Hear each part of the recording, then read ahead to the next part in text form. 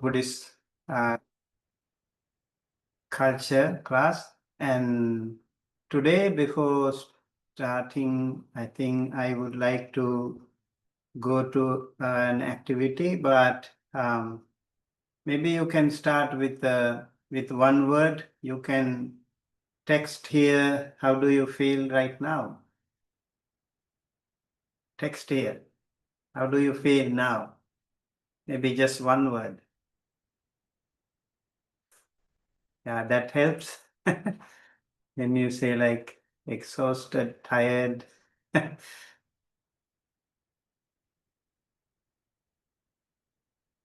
Okay. Yeah, I know it is the end of the day, so maybe many of you feel exhausted and tired, right?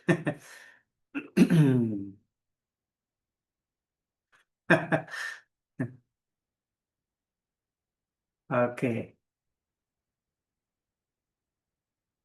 Sleepy.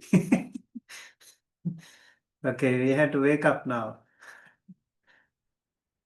Right. Okay.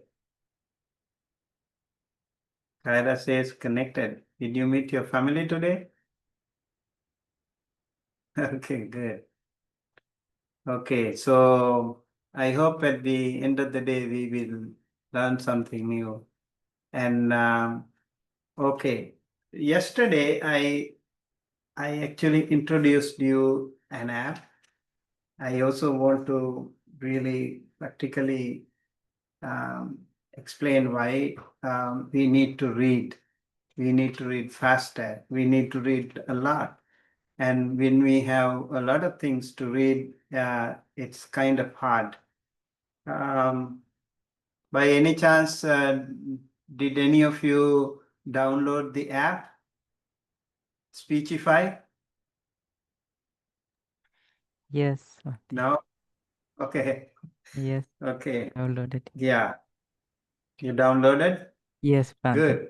Yeah. So you can actually try as a trial for 3 days.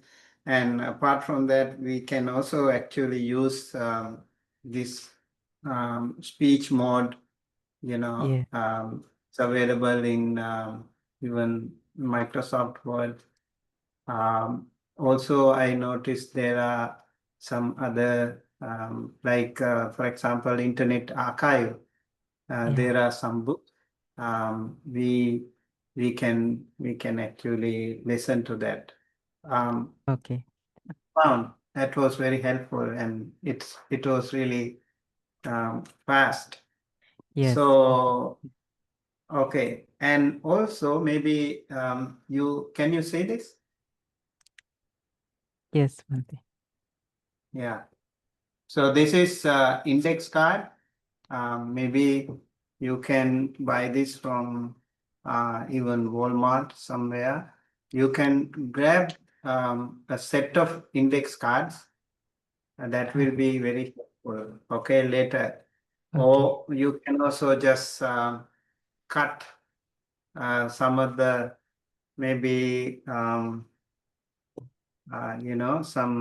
half sheets or any paper you can cut into pieces. You can make like that. Oh, this is really nice. We do Yes. have Okay. different colors. We have lines. So I think it will be very helpful to have that. And then I just want to start this activity. Let's say today we are going to, let me actually.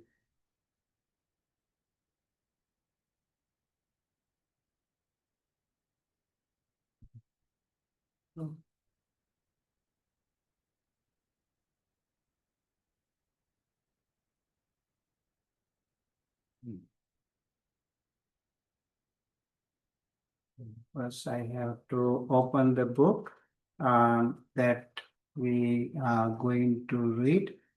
That is, yeah, this was the book.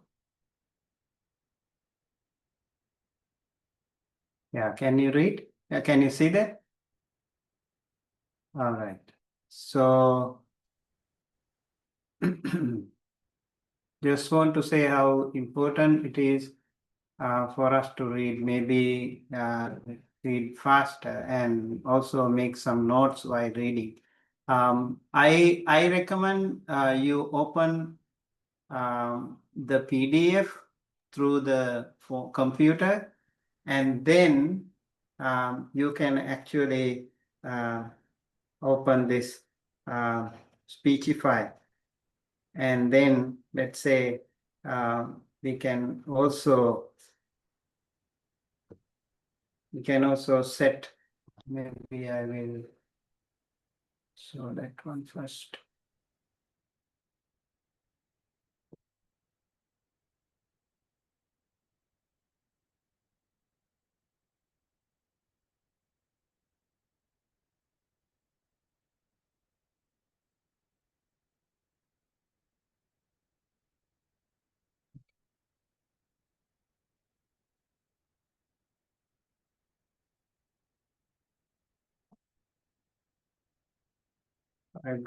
I was actually listening to that today again. Okay, let's go to the introduction over here. This introduction.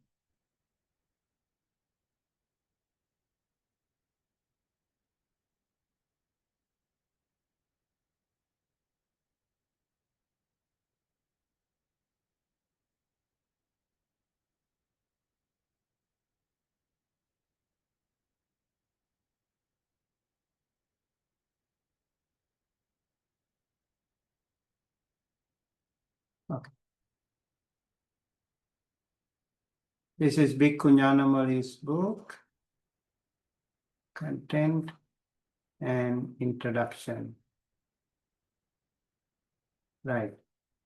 So we will read the book while listening to this, and also make sure that we have the index cards ready with us. So whenever there is an important reference, okay, important note or quotation, you want to write down something, so you can pause, and then you can just listen. And so over here we have 1.2 or 1 or even less slower speed. Let's say like we will read a little, maybe like normal 1 and Introduction. How little the European public at the end of the 18th century knew of the Buddha and his teaching was underlined by Gibbon in a footnote to chapter Lexiv of the Decline and Fall. He says that the idol foe is the Indian foe, whose worship prevails among the sects of Hindustan, Siam, Tibet, China, and Japan. But this mysterious subject is still lost in a cloud which the researches of our Asiatic society may gradually dispel. The fact was that plenty of reliable information had actually come to Europe from the East, but it was not published and remained in manuscript form, locked away in libraries. For example, the Jesuit missionary, Filippo Desideri, brought back a long and accurate account both of the Buddha's life and of his doctrine from Tibet in the first quarter of the 18th century. It remained unpublished for 200 years. Other accounts it fared likewise. Meanwhile, though, the cloud of mystery was dispersed by the researches of the 19th century, only to be replaced by... Okay. So just wanted to say, like we were reading the paragraph 1. Maybe we can give while listening to this, we can give one word topic to this paragraph. For example, what did you learn here? Can you give a one word paragraph to this? I mean the topic?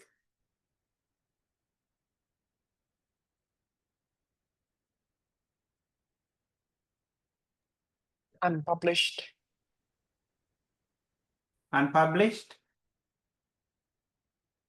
So that is what you want to give this to this as a summary of the paragraph? Okay. One more time. Please listen to this, okay? Maybe this time I'll do it little faster.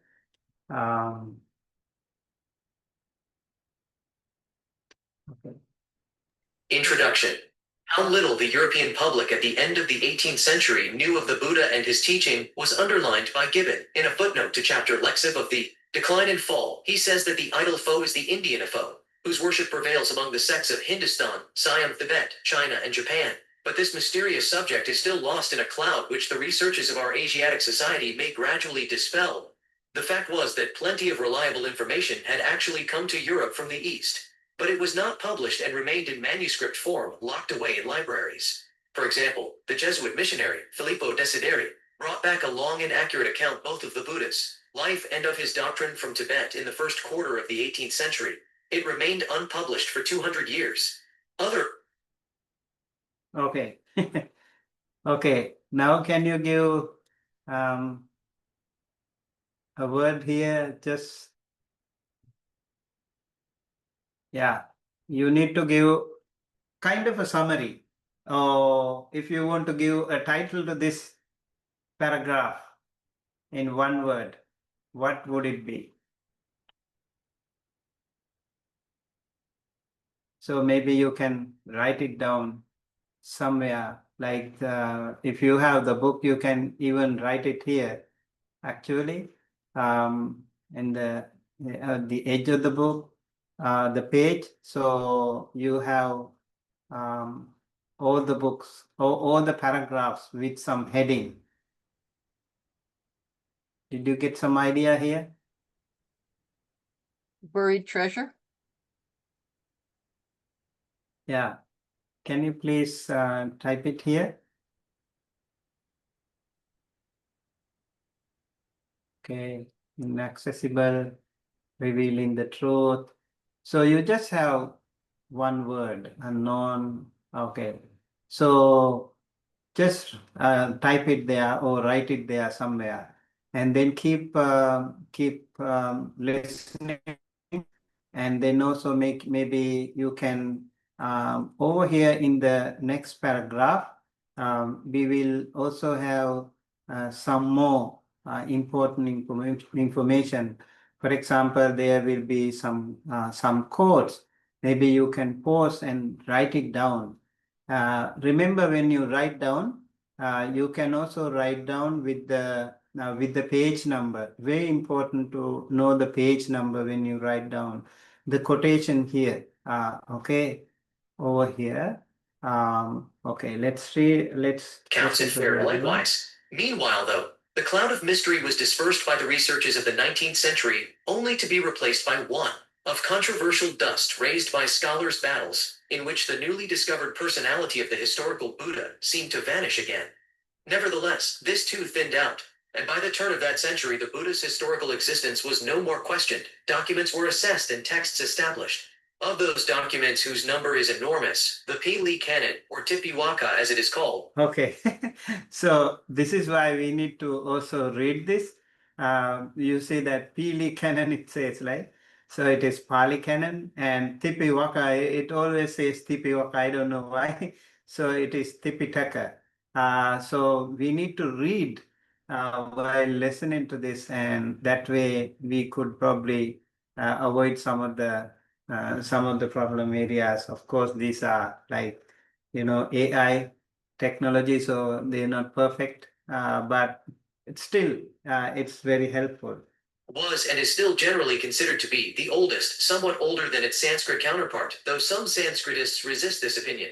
With that, the Peenley scholar T. Rhys Davids was able to write, a little over a century after Gibbon, when it is recollected that Gautama Buddha did not leave behind him a number of deeply simple sayings, from which his followers subsequently built up a system or systems of their own, but had himself thoroughly elaborated his doctrine, partly as to details, after, but in its fundamental points even before his mission began, that during his long career as a teacher, he had ample time to repeat the principles and details of the system over and over again to his disciples, and to test their knowledge of it, and finally that his leading disciples were, like himself, accustomed to the subtlest metaphysical distinctions, and trained in that wonderful command of memory which Indian ascetics then possessed. When these facts are recalled to mind, it will be seen that much more reliance may reasonably be placed upon the doctrinal parts of the Buddhist scriptures than upon corresponding late records of other religions.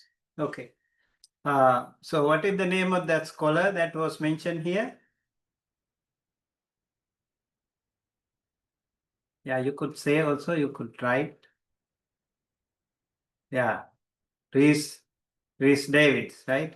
So there is a quote from Reese Davids here, and Reese Davids, you need to remember T.W. Reese Davids is also the one who actually set up Polytech Society, and he, Mr. and Mrs. Reese Davids, they have tremendously contributed to the Buddhism in the West when they started Pali Society, and they edited so many Pali canons in different parts of the Theravada country. So it's really, really important to know this person, T.W. Rees Davids. And so because of him, actually, because of them, people in the West actually were exposed to Buddhist literature. So they have done a tremendous contribution to Buddhism in the West. And okay, so one word here is this guy's name, and maybe you could also see a quote from him, and it's a little longer quote. If you like, you can also, if it's important, you can actually write it down in a paper like index card along with the page number. Later on, I will show you how this information can be used in your writing. For example, when you write your assignments, you need to use the references. So it's very important to remember that. And also while writing, maybe you can have your own paraphrase. You don't have to. Sometimes you can use the original code as it is, or else you can also paraphrase. You can comment, you can compliment, you can give your own feedback too while reading this. So this way your scholarly writing can be really improved. So very important again. Okay. Anyone wants to write something about this paragraph? What did you learn here?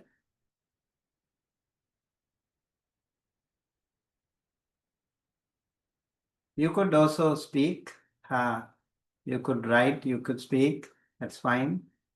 And that way we can be, um, yeah, we can be more interactive.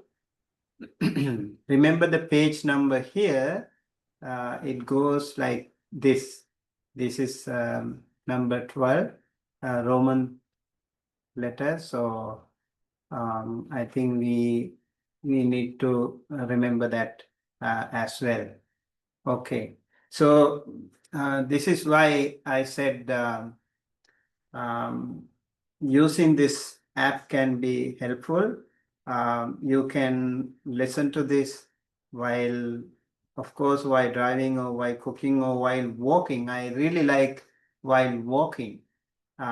It's important to learn, read or listen to something important while walking. For example, if you can walk for 1 hour, you can really um, feel more comfortable. You learn a lot of things along with an exercise. If you sit, you want to write down, you want to be some serious studies, then you can open the PDF and in the computer, and then you can listen to this. And then you can also keep your index cards ready so that you can write down some of those important quotes or information. Okay, that is why it's important. Now I will stop this one, and I'll also show the other book that we have. Over here we have another one. This is called, let me first open it. Yes. I think.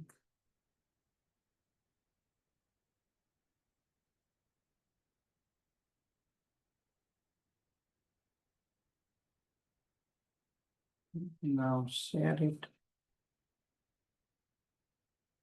Okay. So this is the other source that we have on the internet. Over here, you can see the life of the Buddha, the entire book again. Also really nice. You can flip it. You can flip it like just like you are flipping, and then also you can read. If you want just one page mode, that way also, then you can zoom and again, this is like the over here you can see like one, and if you want to read it little faster, maybe 1.25, it'll read little more faster, and probably some of Marvelous how the perfect one's power and might enable him to know of past. Yeah. So this again is very, very interesting way. Like hopefully those people who find reading more difficult, this way also can be really helpful. Let's see. Just want to show you how Buddhas who attained the complete extinction of Delman, cut the tangle, broke the circle, ended the round. I think okay, it's right here. And let me see. Maybe we had to go like this. Okay, let's see now. We'll go to the paragraph 3. Let's see now. And surmounted all suffering. Oh, Such were those blessed ones. Bird. Okay, so over here the problem, I don't know, like I can control. Do you know how to control that? So if that is possible for us to control the section, for example, I want to start from here, and let's see if that works. Such their names. No. So it keeps reading the same thing from where we have started. So anyway, this is another way to read. This is 4 page. All pages are here too in the book. That means the entire book is available. Some of the internet archives have only few pages as a promo, so they will stop somewhere. But this book, we have all the pages, so I think this is a really, really interesting source also for you to read and learn about this book. Although it is 400 pages, I think it is still very helpful. Okay, so we have here 16 chapters. Okay, 16 chapters. Over here you can see like the first one is little less one, and the second one has little something like 20 pages, and then nearly 20, and the other one is little more, and maybe some have little more, but yeah. So I'd like to invite you to read one paragraph each, one chapter each um, from this book. So if you can read this, even the second, maybe like 20 pages, it won't take longer. So you can read it really faster, and maybe we can ask some of you and let me know. We have number 1 to 16, and let me know if you volunteer to read this paragraph, make a summary. Okay, you need to make a summary, maybe 1-page summary of the paragraph the chapter that you read. Let's see. Please write the number of the chapter if you are interested. If we have some volunteers here. Let's see.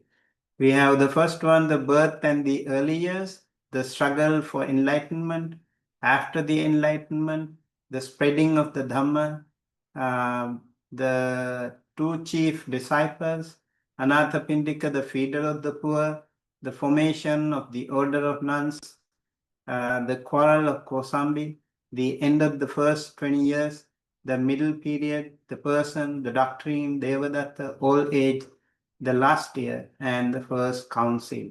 These are the chapters that we have in the book. Let's see how you. Okay, nice. Okay, we have 1, 7. Devadatta. You like Devadatta? All right. We need to remember the chapter though. We have 2 people interested in chapter 12. 7, also 2 people, 7. 11, 16. Okay, who is reading 1? Okay, 1. Number 2. Number 2. Okay, 3. We have 4. Now I think I had to write down. Okay, 1, 2, 3. Could we 4. possibly see that list again, Bonte? Sure. Yeah, I can show you.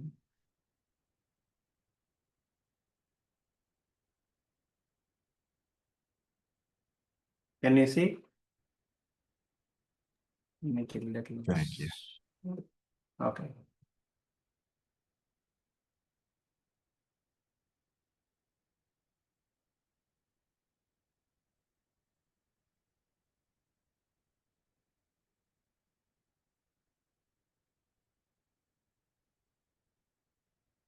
Okay.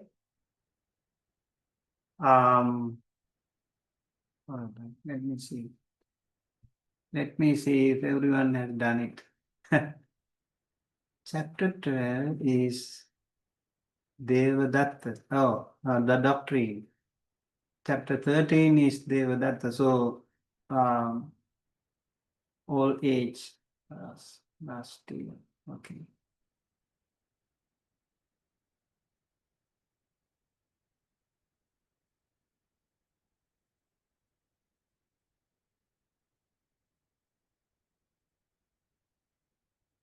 Okay, so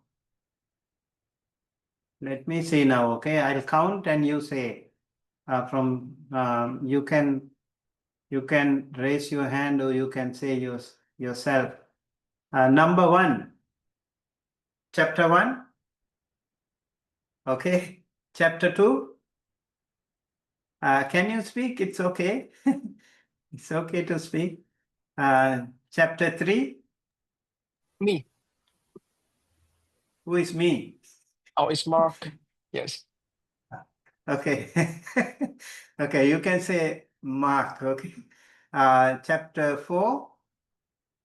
Cameron. Cameron. Okay. Chapter 5.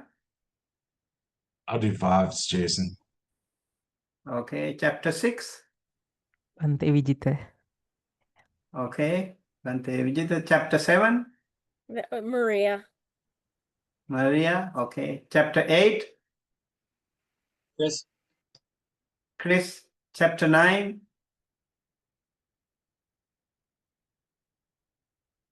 Chapter 9. Anyone? Or no one? Okay. We need a volunteer for chapter 9. Chapter 9. I can do 5 and 9. Yeah. You want me to read that? Okay. Chapter 9, the title is The End of the First 20 Years. Oh, this is very, very interesting chapter. I can do 9. End of I'll do 9. Okay. I'm Julie. Julie. Yeah. Okay. Yeah. Julie, can you write? Yeah. Yeah, you can type chapter 9. So we know straight away. So we Chapter just read it and sorry, my Wi-Fi is crazy today. So we just read it and write a summary, right? Yes, please. Read it Okay. and write a summary. Maybe 1-page summary is enough. Okay. Okay. Chapter 10. Yes. Okay. You are like speaking from very far. I hardly hear you. Sorry, I have just finished running a news Okay. and HQ. Okay. Yeah. Right. Okay. Right. Chapter 11. This is Aja. I can do 11. Okay. Thank you. Chapter 12. Me, princess. Okay. Right. Chapter 13. That's me, Bunty Jojo, for chapter 13. Okay. Chapter 14. That's me, Tara. Okay. Chapter 15. Me, 1. 1. Okay. Chapter 16. Me, Kara. Okay. Do we have some more people left? Raise your hand if you didn't have something. Okay. Oh, somebody is joining through phone. Okay. Right. So that means tomorrow we will finish the whole book. By tomorrow we'll read the whole book. We will have the summary of the entire book by tomorrow. So you know, when you keep reading, you will enjoy more, and you will also get a lot of information and the knowledge, the wisdom that people have written. We can actually, they have taken years to write, you know, put their wisdom into books, and we can read it in maybe days or weeks. We can learn their amazing wisdom. So that is more important for us, and we should be really grateful for this printing media. And now it is electronic media, and now we also have a lot of other facilities. I think this way we could gain their knowledge and wisdom. I do have a book here. Can you see this? Yeah, this is Vandana, a book for Buddhist chanting. I wrote this book in Starbucks. I went to Starbucks to write this book, the entire book. So apart from my PhD, I also had some other. You can also read my PhD. It's available online. Philosophy of Arahanta Ideal as depicted in Mahanidesa. Let me.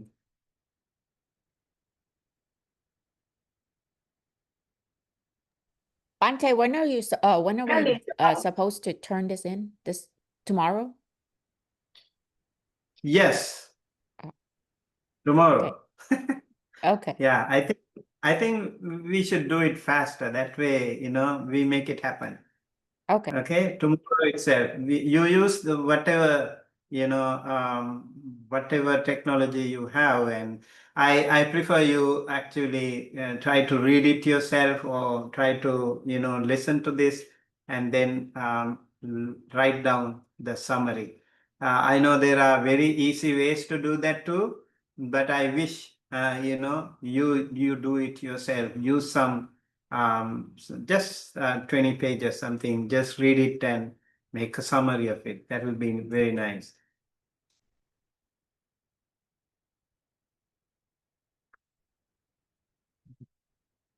So this is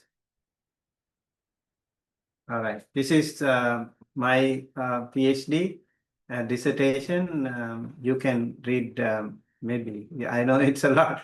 You can read it in your free time. You can Google it, and it's available. on the internet. Okay. So our next task is now when we write something, let's say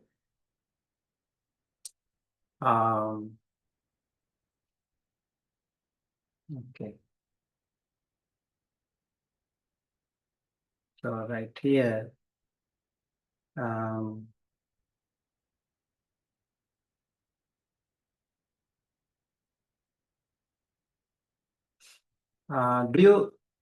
you know about Zotero? I think Aja knows about Zotero. Have you heard of Zotero? Yes or no? Negative. Okay. Yeah? No.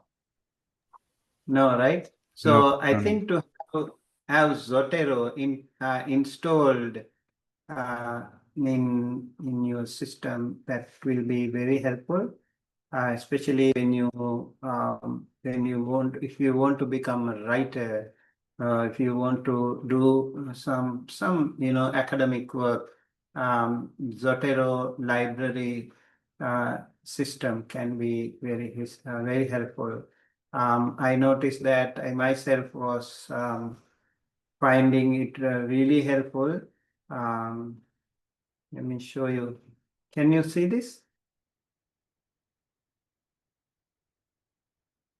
Can you see this? Yeah. So this is my Zotero library. Okay. You can see I have done a lot of hard work over here for my PhD, and we have some other courses. So all the books we can actually have installed. In fact, this is just the information about the book. For example, over here for BUCU 13014, I also added some books. I want to add a little more later on. And then about the Buddha statue, I actually wrote an article about that. So Buddha statue in China, you can see Buddhakaya and Lotus Sutra, and Buddhism and disease, and Buddhist leadership profile, Buddhist meditation, Taoism, Fascian, and fundamentals of Buddhism, filial piety, historic background of Buddhism, Indian Buddhism. So there are so many, ways that we can create this kind of information in Zotero. Okay, so many of these apps are also available free, but if you want to maybe, like for me, I had a lot of classes and lot of info courses, so I had to purchase that, and so it's really helpful. I want to show you why I mention this thing today. Let's say, like, we'll open a Word document and over here. Over here, if you want to make this document, you can turn this into a book. For example, we can use content, go to reference, and then go to here, table of content, and you can use, I hope you can see the screen, right? Can you see the screen, what I do? Yeah, we can see it. Yes. Yeah. Yes. Okay. I hope this will be very helpful to many of you, especially when you write things and how to organize things. Over here, let's say I use this template. Okay, so now if this is the first page, we can have a cover page at the beginning, and then let's say I want to use this as another subtopic, and you can say here level 1, level 2, level 3. So depending on the level. So the first one, a table of contents, is definitely we don't want to show it.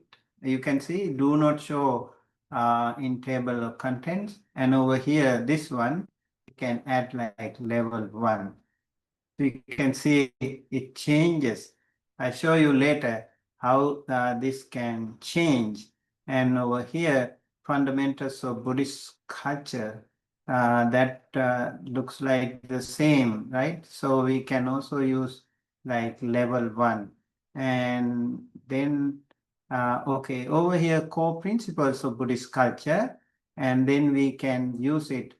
So that looks like under fundamentals of Buddhist culture, we have core principles of Buddhist culture. So it could be level 2.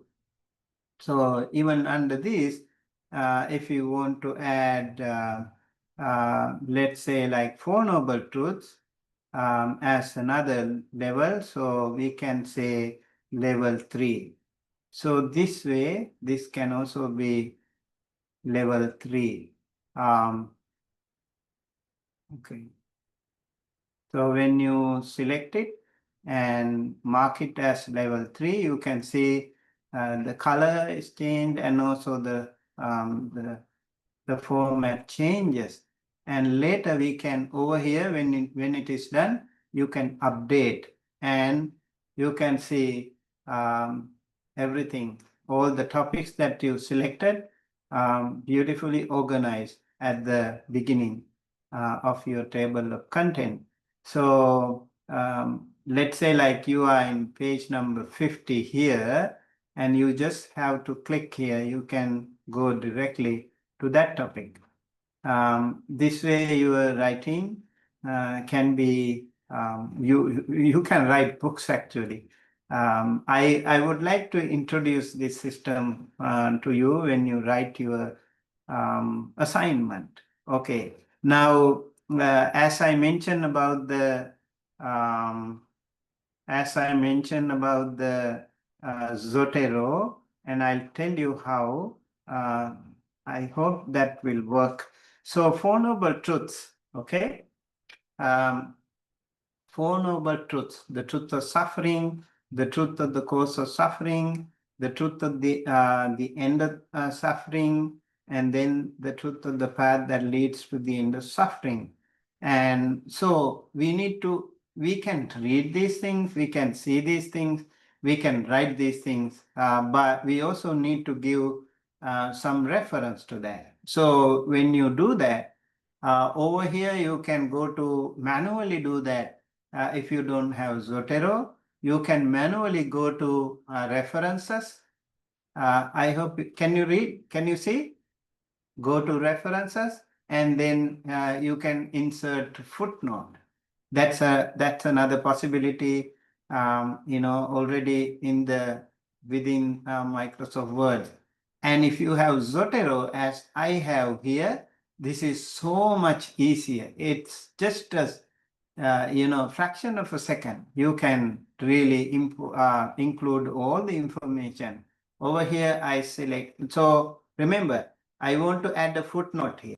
Okay, so I go to the end of that sentence, and then I click here, and then I go to Zotero, and over here I edit citation.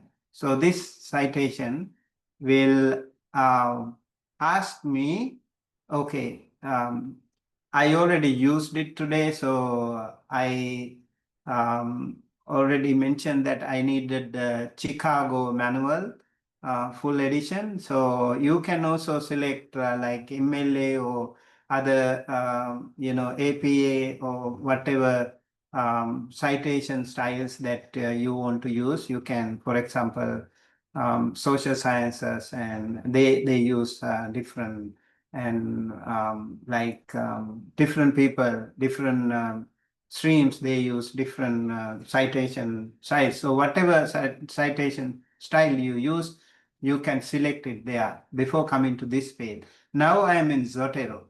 I can go to the book that I already, I thought, okay, let's say I have already about the Four Noble Truths, and I do have here Life of the Buddha, sorry, What the Buddha Taught by Walpola Rahula, and I can see page number 17. Yeah, I think page number 16, we have the Four Noble Truths. So I select the book here, What the Buddha Taught, okay? I already have that information here, and you see what the magic. We just have to mention here page number 16. I select the book and go to page and page number, and then I have to just okay. And oh, okay. There was an error.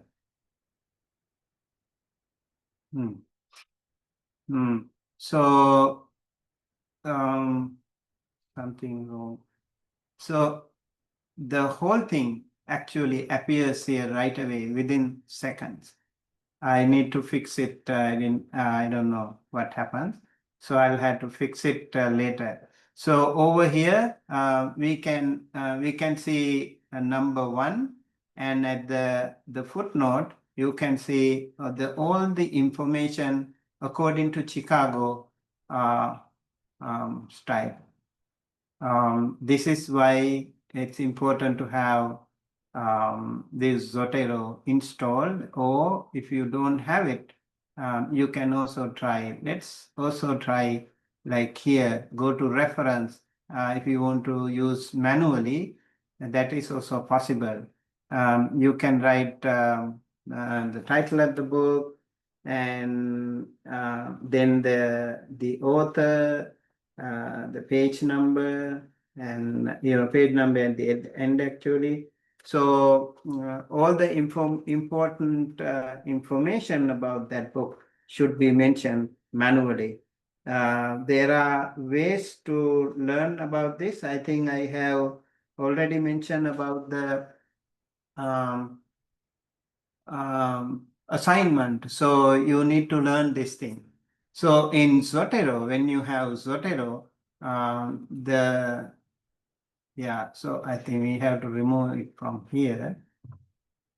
So in Zotero, when you add footnotes, and later at the end of the note, at the end of the, you can book, you can say bibliography, and then you can go to Zotero, and then you have to add bibliography. When you add bibliography, even though there are like many, like hundreds of them, so they will all appear beautifully organized, A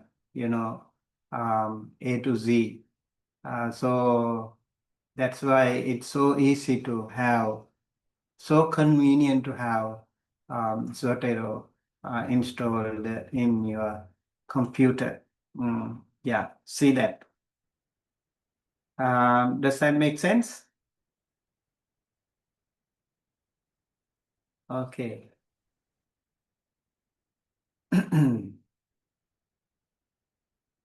Is there a page minimum for assignment?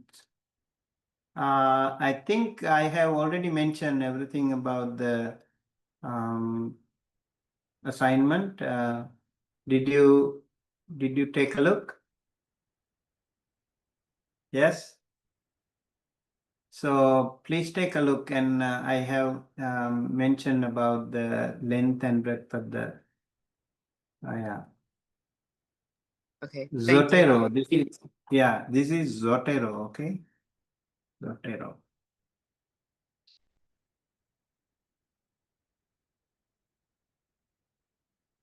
Yeah. So you can go to zotero.org and then you can download it. When I was in the university, I found it really helpful. I haven't used it for a while, and I think there is some issue. I have to fix it. But it's very helpful, very helpful for us to, if you are interested in, learning things, academic writing, this way, yeah, it will be very helpful. And now you know how to read a book, you know how to read faster, and so you don't worry about like having so many books behind. We can read faster, and you see the books are like so important, and it is like watching a video. Nowadays, a lot of people are more into visual mode, and they are not into reading mode like before. But I think that old fashioned is always the best. Reading is really, really wonderful. Like, open a book and, take a pen and write down. Those are very important. I also want to show you, I have little booklets like this. I have some notes. Most of my Dhamma talks, I make some summaries. I have a lot of Dhamma talk notes. So whenever I read a sutta, I like to read and write down the summary. So whenever I can read it later, it's very helpful to me. So I would like to invite you. I know some of you are already into academics, so you should be okay. But other people who are very new to this, maybe it is time for you to make use of it. Okay. All right. With that, maybe we'll take a break.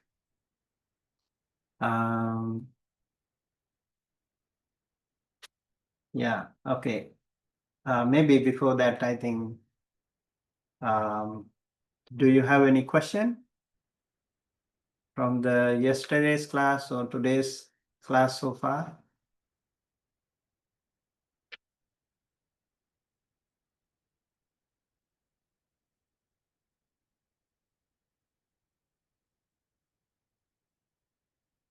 Also, we can use the Google Classroom to greater benefit.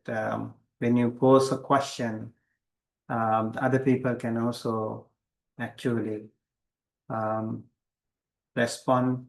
I saw today also some people responded. And I also went through the chat, of course, through the Google Classroom. I could not read it yesterday. So we can use that. Maybe out of the class topics sometimes we can definitely, related to Buddhism, we can definitely use that Google Classroom. If you want to ask me something, I would also explain, but you can post it there. And meanwhile, you can also get to know each other. Very, very helpful. You guys can help each other. Mutually can be beneficial to know each other, to find good friends, and also help each other in doing this course better, learn things better. Okay, right. So maybe we'll take a 15 minutes break, and then we'll come back with our class today. Thank you. Thank you.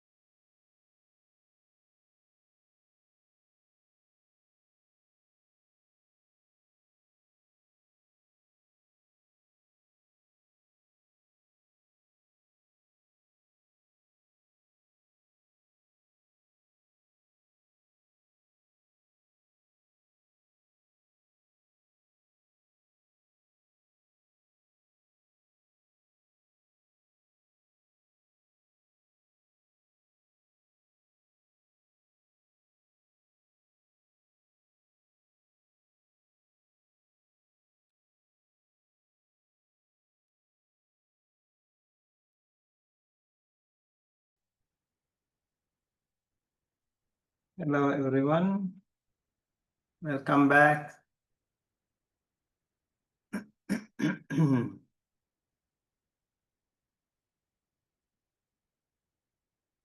Did you grab a cup of tea?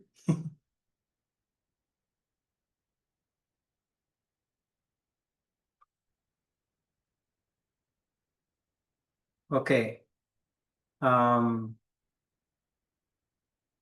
I need to also show you how we add a book to Zotero. Over here, you see like this book, I have Googled it, and when I have installed Zotero, you can see a bookmark here. Can you see this small little mark like a book? So when I click here, I can see already BUCU 130, 14 historical background, because I have already added some books just before that. So I can see that. And what I can do is just enter it, and I can add that book here, right here. So it is already added. And let's say like 2,500 years of Buddhism, that's also in Internet Archive. Over here, I can add, I can just add. And unfortunately, I don't know, like previously the PDFs were also possible. Now, I don't know, something is not working here. This is a PDF, but this really works. So the life of the Buddha PDF. You can see it's little different icon here, and I can click and I can save it, and just click it and save it, so that we can find eventually in my see if we have the book, the life of the Buddha. Yeah. So life of the Buddha, this is the one we just added here. You can see here PDF, and also you can see the when you click on the book, you can see the information. Book type, item, it is a book, the title, and also the author. And we can, there could be something actually mistake, so we can fix it here. We have to manually fix it if there is anything wrong. We can also add this information manually. Over here, for example, if you want to add a new collection of books to your library, let's say you are doing a different course, so you go here to this folder and new collection. And under the collection, if you want to add a book, you can also do that. Just like that, you can use this Zotero to greater benefits. Yeah, and if there is any duplicates, by mistakes, if you have added several times, then you can also see here, like you can duplicate and then you can just merge it. That's also possible. Like over here, Bapat's book, I have added twice, so I can just merge the two items. So only one item can be there, but there could be situations where these books with different versions, different editions, if you want to keep that edition for your reference, you can keep both of them just in case. That also is another way to remember. So merging the duplicate, sometimes it helps, sometimes that will also, maybe you lose some of the information that you think important.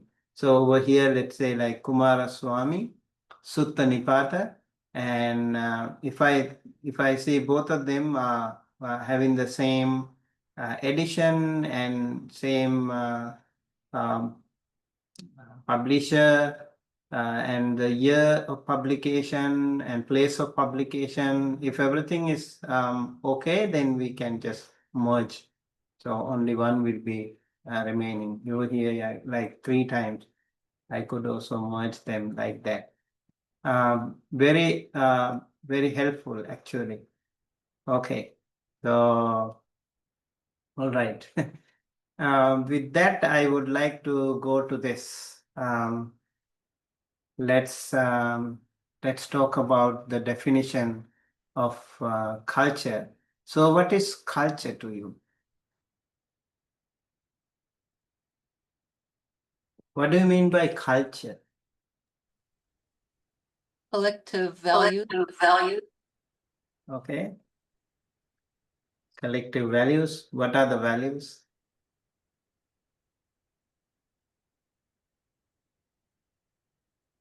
How we address organizing a society, what is important to us, can be from currency to male, female traditions, all aspects. Yeah. Yes, all aspects. Very like this whole class itself is a different culture, right?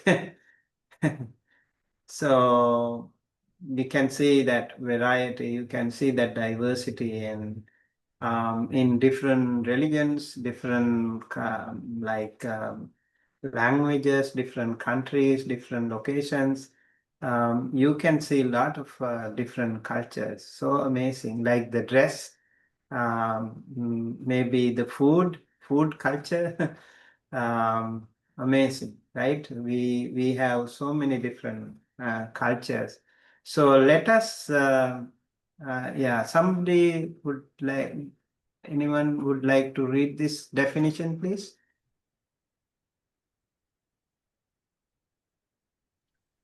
Yes, I can read. Okay. Definition of culture. Culture encompasses the shared beliefs, values, practices, traditions, and ways of life that characterize a particular group of people. It includes everything from language, religion, and social customs to art, music, food, and daily rituals. Culture is transmitted from generation to generation through socialization and serves as a framework for understanding the world, guiding behavior, and creating meaning. It shapes how individuals perceive reality, interact with others, and organize their societies. Culture is dynamic and constantly evolving, influenced by historical events, migration, technological changes, and contact with other cultures. Thank you, Mark. So from the definition of a general culture, let's go to now, definition of Buddhist culture. Can someone else please read this part? I can read, Bante. Okay. Definition of Buddhist culture. Buddhist culture refers to the diverse cultural expressions and ways of life that have developed around Buddhist teachings and philosophy across different regions and time periods.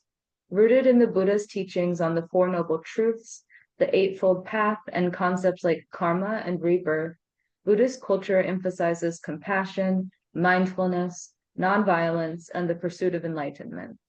This culture manifests differently across various traditions such as Theravada, Mahayana, and Vajrayana Buddhism, and has been adopted to local customs in countries like Thailand, Japan, Tibet, Sri Lanka, and Myanmar.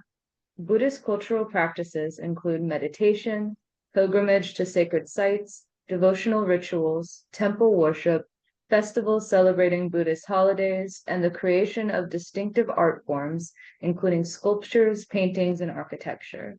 The culture also encompasses monastic traditions, philosophical schools of thought, and ethical principles that influence daily life, social relationships, and governance in Buddhist societies. Thank you. Thank you so much. So now we see like from general culture to the Buddhist culture, we have a lot of things here, a lot of jargon, in fact. So as we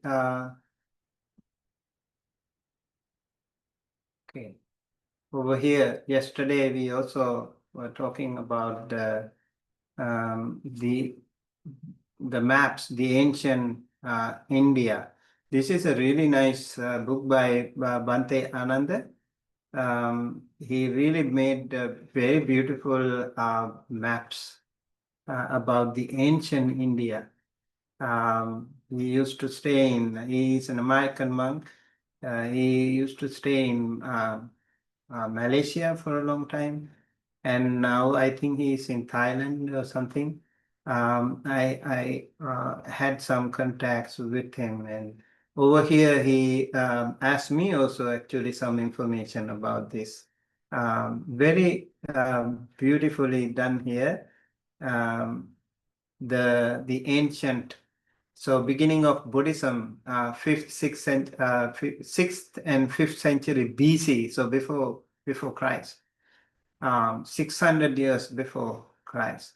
Buddha lived and taught in a small area of northeast India.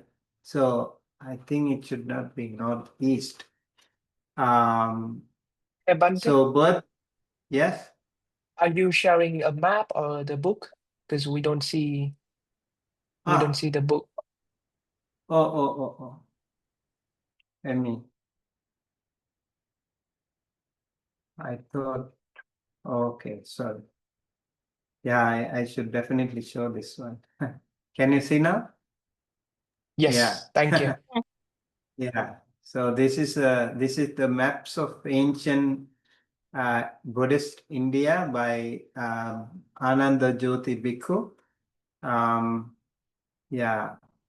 So over here you can see the ancient India where the Buddha was living right here. And so the birth, Lumbini, and then passing away, Kusinara, and then the first teaching at Isipatana, and then also awakening of Uruvela or Bodh Gaya. Those are the 4 important places of the Buddha's life. It is said all Buddhist people should visit these 4 places. In Mahaparinibbana Sutta mentioned, it is mentioned you need to go see these places. In fact, when you see these places, it's amazing. It's a very different vibe. Just coming to very quickly, I will show the map and come back to Buddhist culture.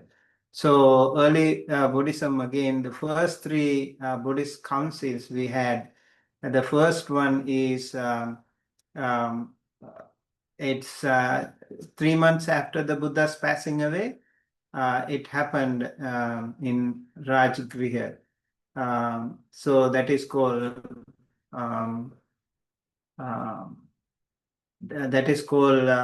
Sattaparni cave, and there were 500 enlightened monks.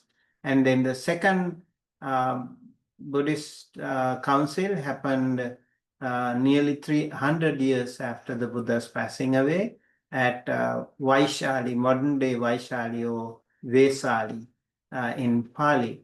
And then the third Buddhist council took place in Pataligrama or Pataliputta.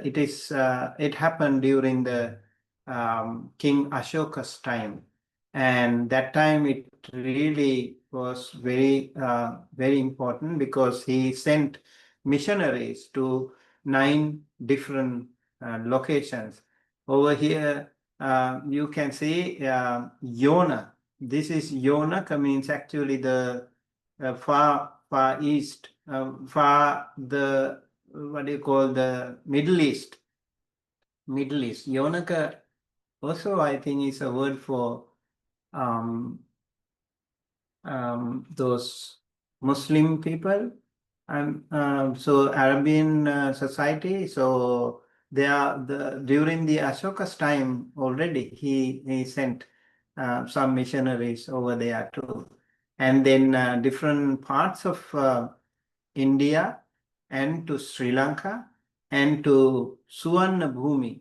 Suvarnabhumi, some say it is Thailand, some say it is Myanmar.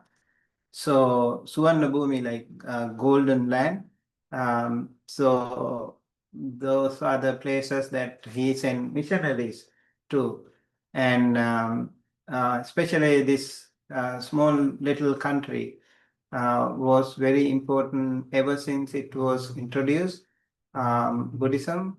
And because in the first century BC itself, we had the books, the entire Pali Tipitaka written in olive leaves. 500 scribblers were writing the entire Pali Tipitaka in the palm leaves, manuscripts, and they were buried underneath, inside the Mother Earth's womb, it is said. And then that is also called the Fourth Buddhist Council. And meanwhile, there was another Buddhist council that took place in Srinagar, Jammu, Kashmir, that area. That was during King Kanishka's time. That was not a Theravada Buddhist council, but still a Buddhist council.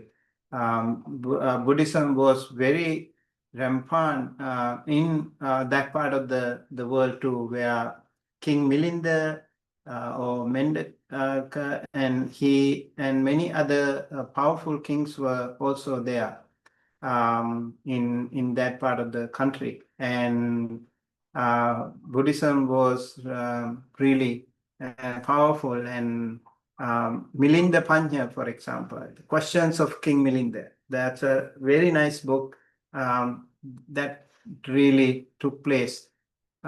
Those people were living in that area.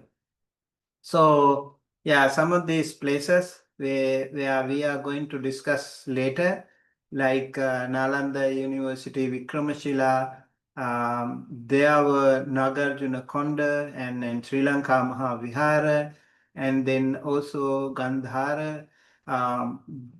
There were world-class universities during that time. So in the part of the Buddhist culture, the entire history, we can see it was revolving around this area mostly.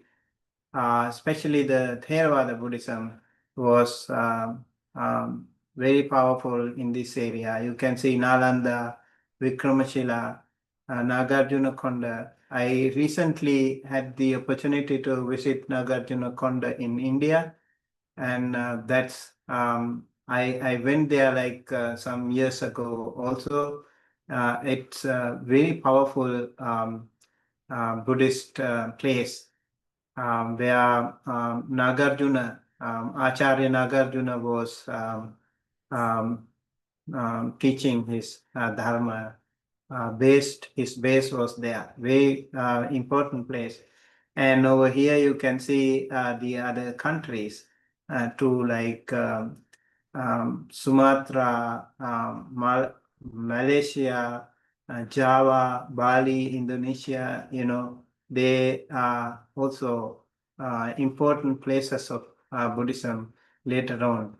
I remember one of my professors, Dr. Louis Lancaster, he used to teach maritime Buddhism, and he used to explain that Buddhism was fast spreading through maritime trade route rather than the Silk Road.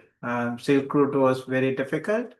There were so many like life-threatening situations when you travel along that, and very hardly few people could actually make it to their destination. But traveling through the sea was always there from the dim distant past. So from farthest east to the farthest west, people used to travel, and they basically it is said they were traveling to Sri Lanka, to also like Indonesia, Java, Sumatra, those islands. They were going in search of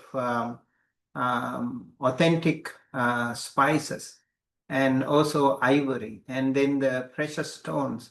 They were readily available in these beautiful countries. So it is still there, ivory, and it is said like in Sri Lanka alone, those days we had 20,000 elephants, and one of the the largest ships were also traveling there. You can see some of these, and I will come back to this is the trade. You can see the sea route and how they were traveling actually close to the countries, like the beach, and then there is a small narrow um, passage through Sri Lanka and India, so they can also go. And there was also an international sea trade route over here. And so ships were very busy. And you can see here also like the Silk Route and this blue line, the people who were traveling, walking or using horse carts or whatever mode of transportation they had those days, they used it. And then the shipping mode also was there. Buddhism in Vietnam, you can see 2nd century AD. And then Buddhism reached to many countries. Buddhism reached to South Korea, 4th century. And Buddhism reached Japan, 6th century. And Buddhism, Buddha's Bodhidharma's route from India to China, 5th century AD. Yeah, you can see how he traveled. I think this small little arrows, that path, it's very helpful for us to get some idea. So, yeah, so I think this part of the country, like Jambu Deepa or Rose Apple Line, Indian Buddhist arts, and during the Ashokan period, you can see it was really very, very popular. And you can see some of the Ashokan pillars and also inscriptions and rock edicts, and there were many, and he actually marked the Buddha's important places of his life, and that is why he also marked in Lumbini, Hida Buddha Jate Sakyamuni, the Shakyamuni Buddha was born here. So those are very helpful historical monuments that we have today. Okay. All right. So with that, I would like to come back to our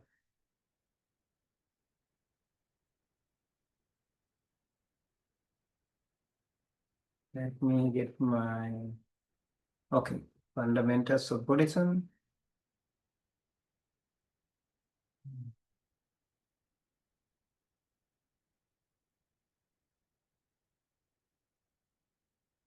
Okay.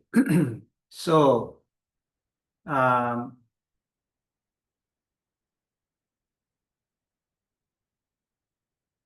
so we already have learned something about the Buddha's life yesterday, and then maybe I can quickly go through the topics.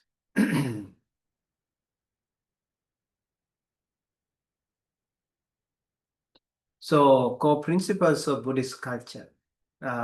We learned about, I think many of you are familiar with that. three jewels, Buddha, Dharma, and the Sangha. Buddha is the one who introduced this Dharma, who found this, who rediscovered this Dharma. Remember, the Dharma is already there.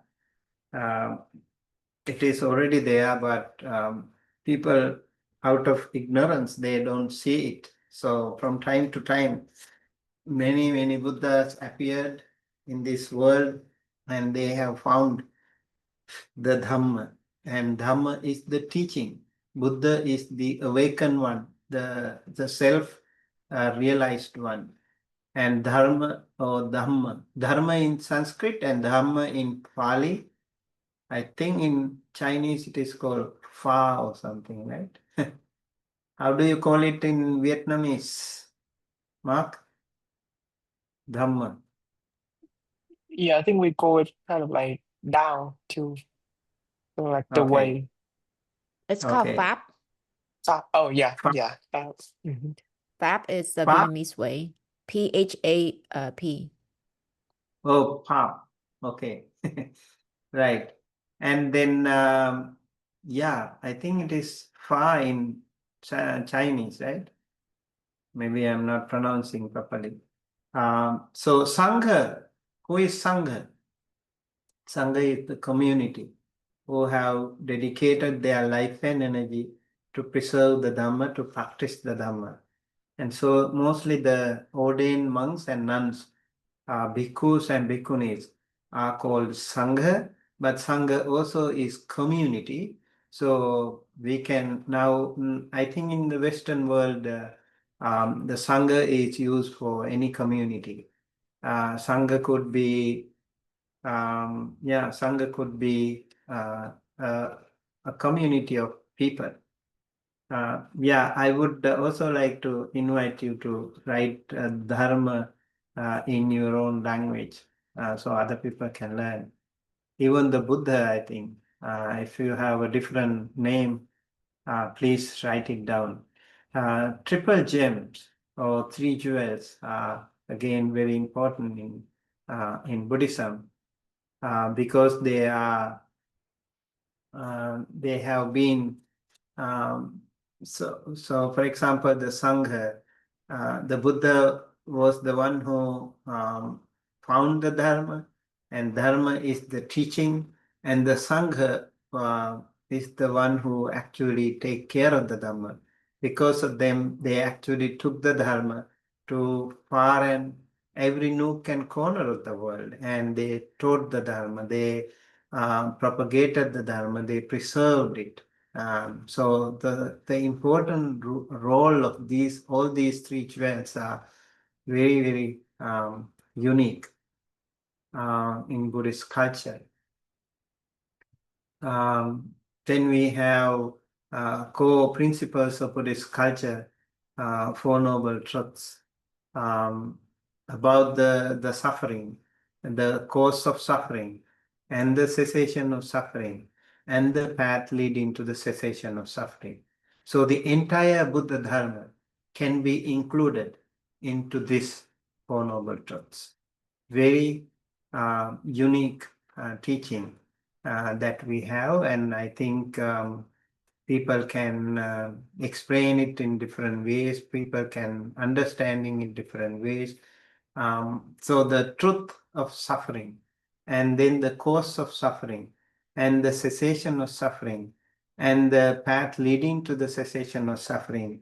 When you go through the book,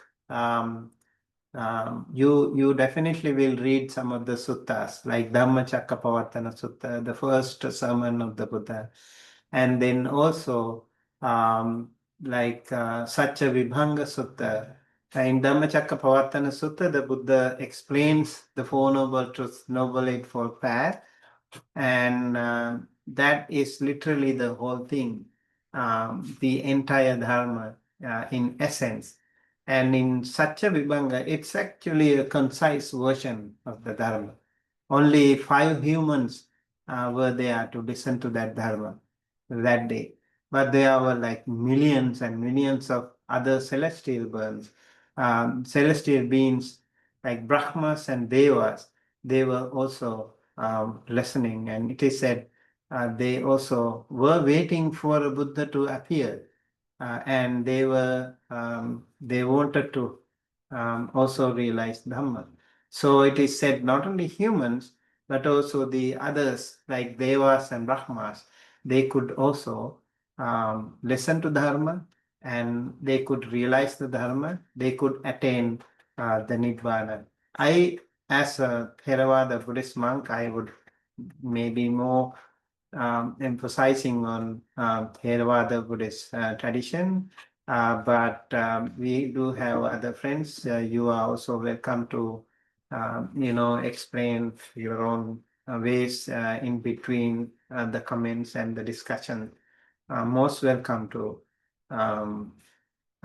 So over here, as we refer to some of the books that we can learn this thing, suffering. Suffering is there in our life. We all see the suffering. But then why don't we attain actually like stream enter or something? That is the thing that we need to also maybe figure out. Why we know it is suffering, but still we don't attain any magga any paths of fruition. We have not been able to become sotapanna. Why? We could see that. So mere knowledge is not enough. That is the idea. The knowledge is different. The Buddha said, imasmin yeva vyama mattake kalebare dukkhancha dukkha samudayancha dukkha nirodhancha dukkha nirodhagamini patipadancha panyapime. Within this little body itself, we could see the suffering, the cause of suffering, the cessation of suffering, and the path leading to the cessation of suffering. So we need to see that suffering within ourselves. Some of us, when we undergo certain situations in life, ups and downs in our life, we realize the suffering differently. If you are sick or if you lose your loved ones, if something happens, mostly if something bad happens to you, you see the suffering in a different way. Maybe even the people who are like so-called not so suffering people or less suffering people or less miserable people in a way that they also suffer. And they realize the suffering again in a different level. So you have the capacity to understand the suffering in your own way. So the truth of suffering, and then the root cause of suffering, why we suffer, why do we suffer? It is because of the craving, the attachment, the desires that we have. That is the truth. That is the truth. That is the root cause of suffering, it is said. So the truth of suffering is not to be realized. It is not to be abandoned. Truth of suffering is to be actually realized. We need to know the truth. We need to be aware of the truth, aware of the suffering. It is said, the Buddha mentioned about this in Dhammacakkappavattana Sutta and Satyavibhanga Sutta and many other suttas. And the root cause is also very important. When you know the root cause, then we can get rid of that. And that is the cessation of suffering. And then the path leading to the cessation of suffering, we need to know the Noble Eightfold Path, and then we need to actually practice it, Noble Eightfold Path. Right view, right thought, right speech, right action, right livelihood, right effort, right mindfulness, and right concentration. So the two early factors here, right view and right thought, it is said that constitute the wisdom part. And then speech, action, and livelihood, that constitute the samadhi, sila, or the morality part. And then right effort, right mindfulness, and right concentration. Those three factors constitute the samadhi or the concentration part. So we have also, yesterday I showed you a diagram, Sila Samadhi Panya, that is the spiritual journey, the hierarchy. We have to start with Sila and then we go on to Panya, Samadhi, wisdom. So morality, concentration, and wisdom. Over here we can see right view is the first one, but right view is not Sila. Right thought is not Sila. It is actually Panya, wisdom. What does it mean? We need to have right view to practice all the other factors. So without right view, your rest of the Noble Eightfold Path won't be fruitful. So it is really important to have the right view. It's like the navigation of your car. It's, the car will take you when you have the navigation. It will take you to your destination, and it will alarm you if there is any hazards on the way, and it will also show where to exit, where to enter, and it will show signs in between. So when you reach the destination, you will see a lot of things. But that navigation is really, really helpful. So right view is simply so very pivotal, very instrumental in realizing the Noble Eightfold Path. Right view. There is a sutta in Majjhima Nikaya, middle length sayings called Samma Ditti Sutta. There are 16 different steps, ways how to trigger right view. So yeah, some of those things you need to actually learn a little bit more. If you are very interested in Buddhism, I think this is the core. This is the path. We have to cultivate this. We have to develop this. We have to go deep into this and then learn and how to apply these things in your life and see how we can get that fruition of the Buddhist philosophy. So these Noble Eightfold Paths are explained in all the Buddhist schools. So it's good to know about this a little bit more. And I think in the Western society, right view can be a little different. The way they define it is a little different than the traditional Asian societies, because the conditions, because the situation can be different over here. So some of those things, yeah, you need to see through that lens, see through yourself, your own perspective. I think the Buddha said again, these Four Noble Truths are within you. You need to go through yourself. Insight meditation or vipassana means you have to turn to yourself and take a deep dive into yourself and see that. And that way, people will read these things. People will learn these things differently. Yes. So right view and right thought is again Nekkhamma Sankappa, Avyapada Sankappa, Avihimsa Sankappa. This is about completely the practice of loving kindness and letting go. Nekkhamma is to let go, how to renounce things, how to leave things that you are so much attached to. Like in Buddhism, when you practice, for example, we have 5 precepts, and then we also have 8 precepts.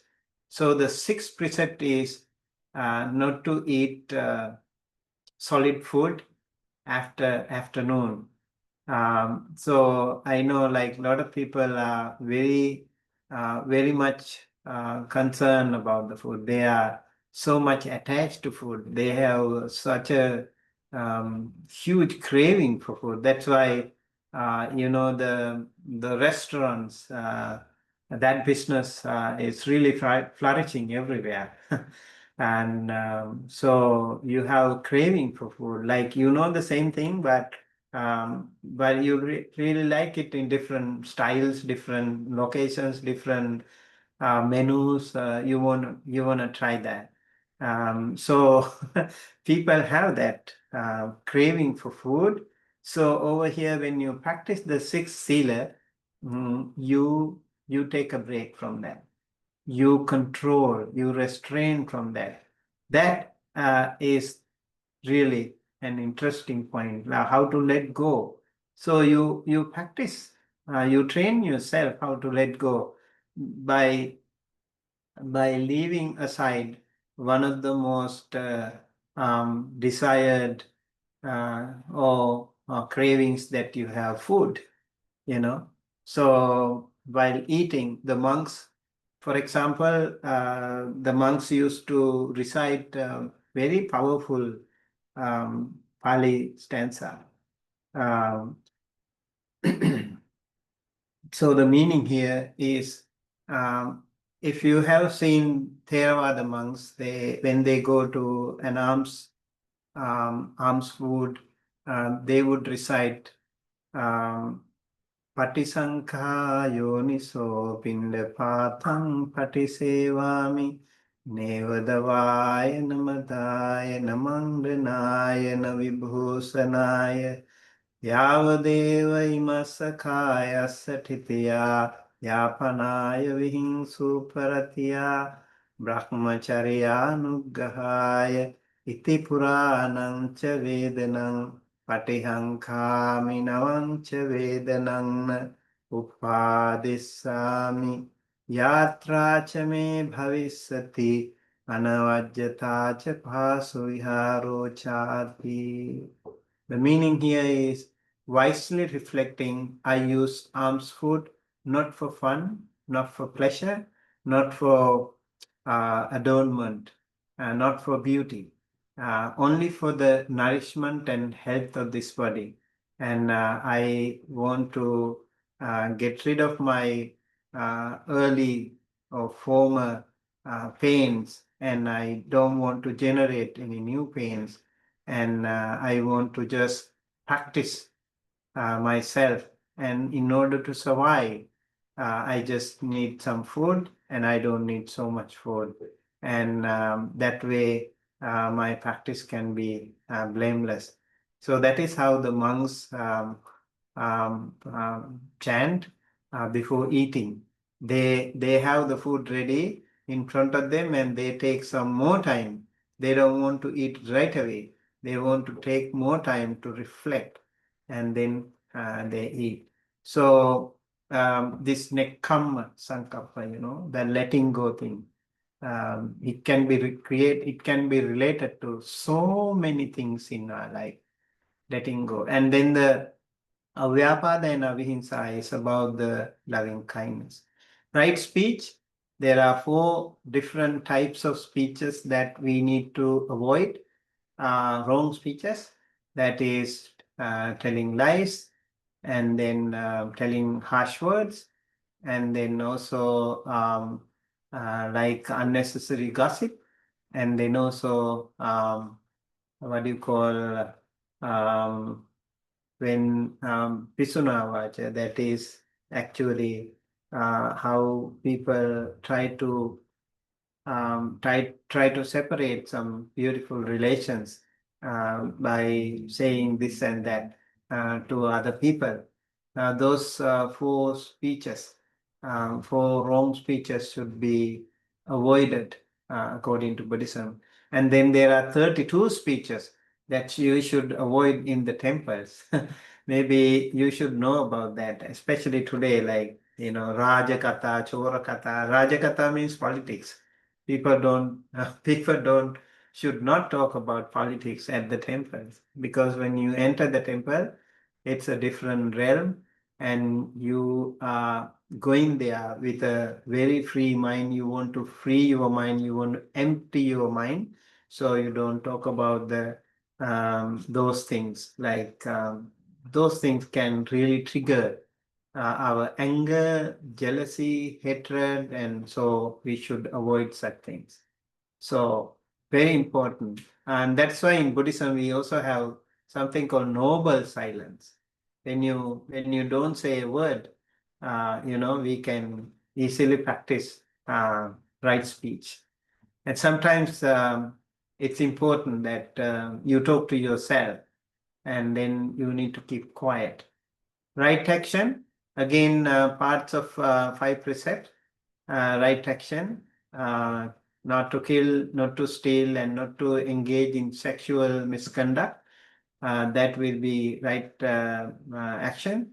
Right livelihood can also be part of our life. How to practice right livelihood in this world, like booming economy and a lot of potential here to thrive in your business. And most of the business that you can thrive is through wrong livelihood. So Buddha said there are five livelihood that you should avoid. That is um, Mansa Vanijja, Majja Vanijja, Visa Vanijja, and Satta Vanijja, and Sattha Vanijja.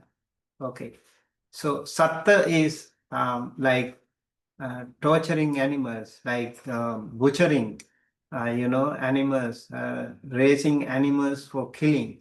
That is not advised in Buddhism. And then Sattha means weapon business. Very, very easy. Like today, I think one of the most thriving businesses is easy money, is to sell weapons. And while other people are trying so hard to make their both ends meet, those people who run the business through weapons, they can easily live, earn a lot of money. Visa Vanija is like poisonous things. It's also harmful to people and the world and the nature. We should avoid such things. And then Mansa Vanija is the what do you call, the human trafficking, and Majja Vanija is the drinks and drugs. Again, these are very one of the top businesses. Human trafficking, and then drinks and drugs and the weapons. They are easy money. But the Buddha said we should avoid such things. Five livelihood practices that we have to be careful. So when you select your job, maybe if you want to practice Buddhism, you need to think of it too.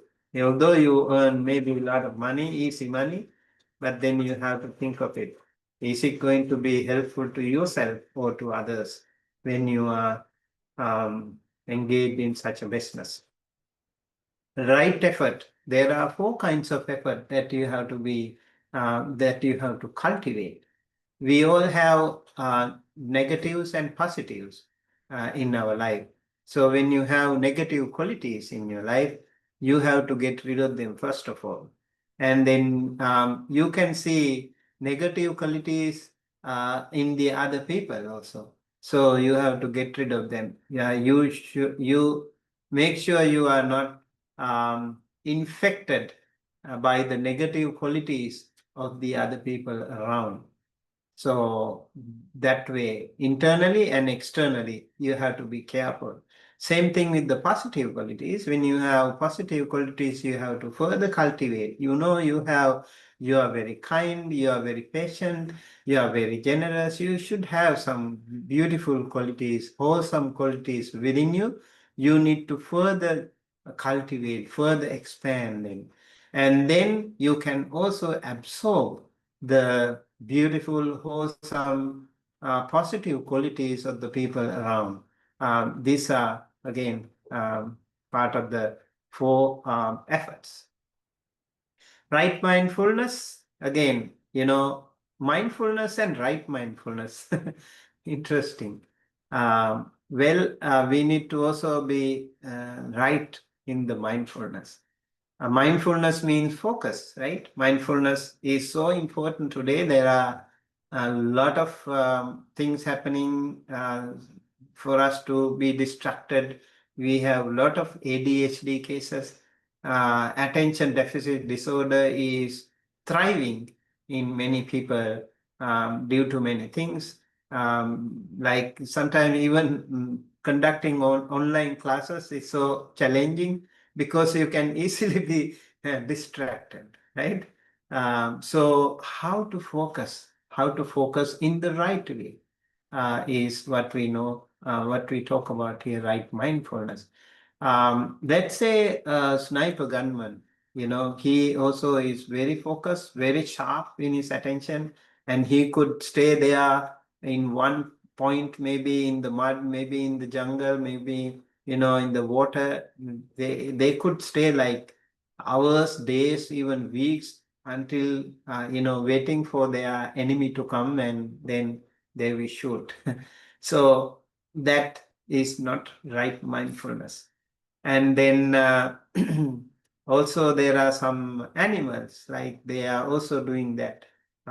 Very laser focus, very sharp. But then that mindfulness is not the right mindfulness. That is wrong mindfulness. So mindfulness over here is about the fourfold mindfulness, what we call Kaya-anupassana, Vedana-anupassana, Chitta-anupassana, and Dhamma-anupassana. So Kaya-anupassana is the mindfulness of the body. We include in the breath. We need to be mindful of what we do, everything what we do, to be at the present moment, not to be diverted, not to be dragged to the past or to the future. How to focus at the present moment. How to be here, right now. You can read your mind when it comes to Chitta-anupassana. Contemplate on your thoughts that appear in your mind. It's amazing. And also like things happening in your body. Let's say like you get angry, what happens to your body? For right now, maybe I talk a little bit too much, maybe you feel bored, and then you might get even upset or angry, even have some negative, maybe you are enjoying this, so you might be, so you can read the mind, you can read the body, you can listen to your mind, listen to your body. This also is about right mindfulness. And pain, contemplation on pain, like good and bad pain, sukha dukkha, vedana, also is part of mindfulness. And the four noble, the fourfold mindfulness in the Satipatthana Sutta. These 4 factors are very beautifully elaborated. It's another sutta that all the Buddhist people, all those who are interested in Buddhism should read, Satipatthana Sutta. That's a very, very beautiful book, a PhD thesis by, dissertation by Bhikkhu Analayo. He has written a PhD on Satipatthana at the University of Peradeniya. It's also available online, and he also has made it a little more comfortable for the practitioner's point of view. So that book is a little bit less academic. I mean, when you write a PhD dissertation, it's really harsh. I mean, very boring language, a lot of academic stuff. And when it comes to the practitioner's point of view, I think the second book can be more helpful. And right concentration is the samadhi, the jhana. The 4 types of jhanas are explained here. This these things can be very, very helpful um, for us to learn what are the Noble Eightfold Path. And I just took some time. I thought it's important for us to learn a little bit more, focus a little bit more. I want you to learn more when you read the book. Some of you might learn about these things in the book itself. Okay, that's about Noble Eightfold Path. Okay, I think we took a break. Okay, maybe I'll take a few minutes for us to have any discussion.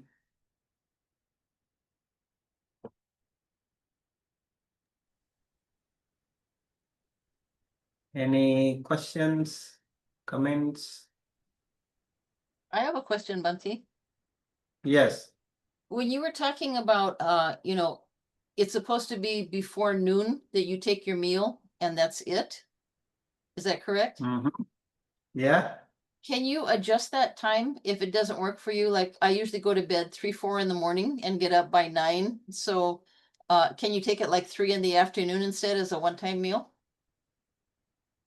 Yeah, that's Vikala Bhojana.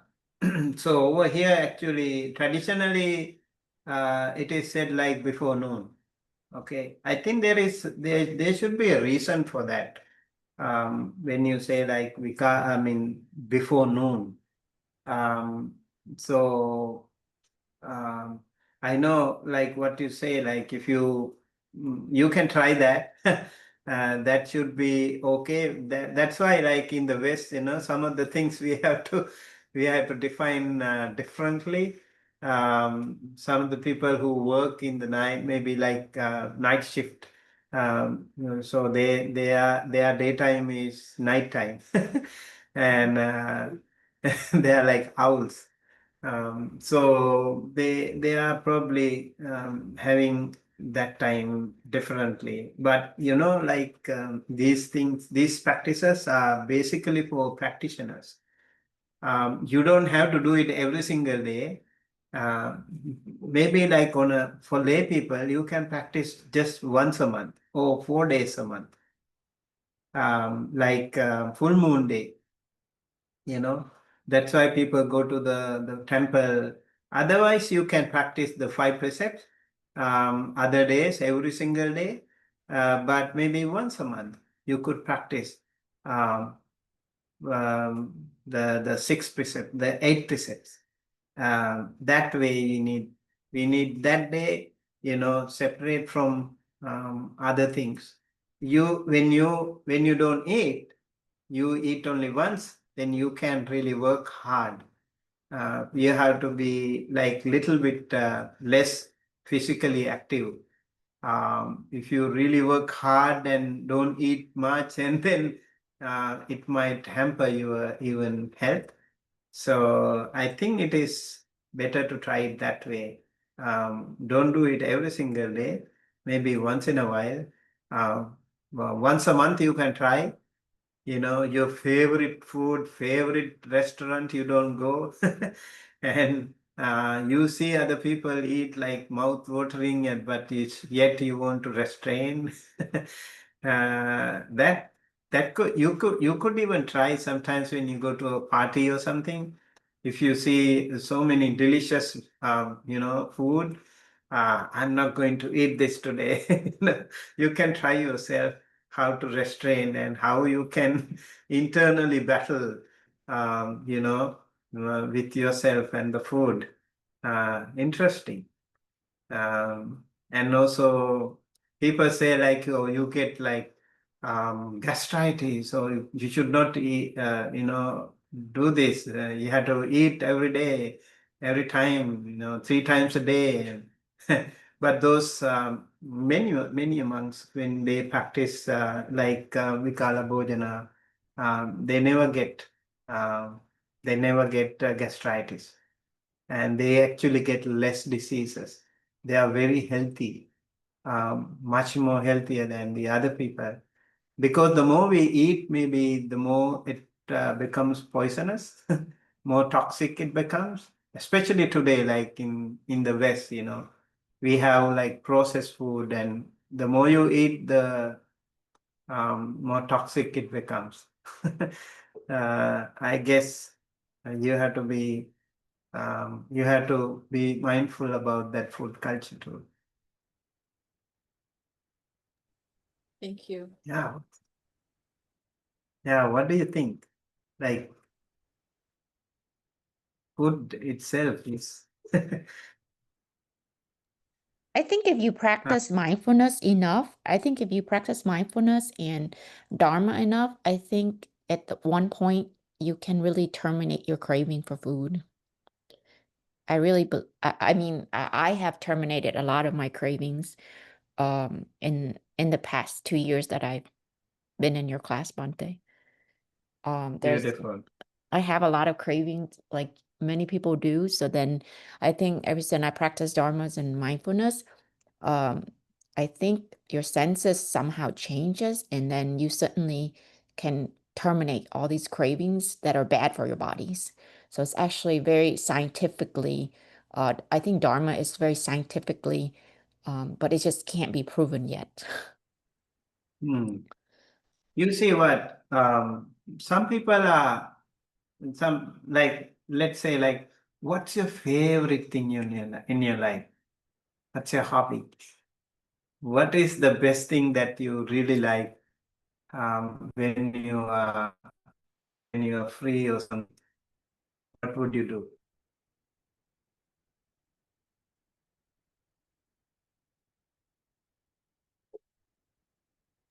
I sleep. You sleep. Is Yeah. that your favorite thing? I just, Okay. I guess I'm always lacking of sleep. Okay. So it's because you're lacking sleep. So if you really, really love to sleep, so this is where you have to work on. Okay, this is my problem. This is my addiction. For the kids, maybe the video games. Maybe for other people, like watching movies. Maybe for the other people, like maybe drinking alcohol. So food is not necessarily the same thing, but there could be some craving points in you. So you have to work on that. Not only food. Yeah. Some people can easily, okay, I'm okay. I could, easily survive with just a little food. But then there are some areas where they are very much addicted to. So you have to recognize it, and you have to work on that. I think that will be very. Now, as Julie said, you are okay with the food craving thing. Maybe you can think of the other other weaknesses.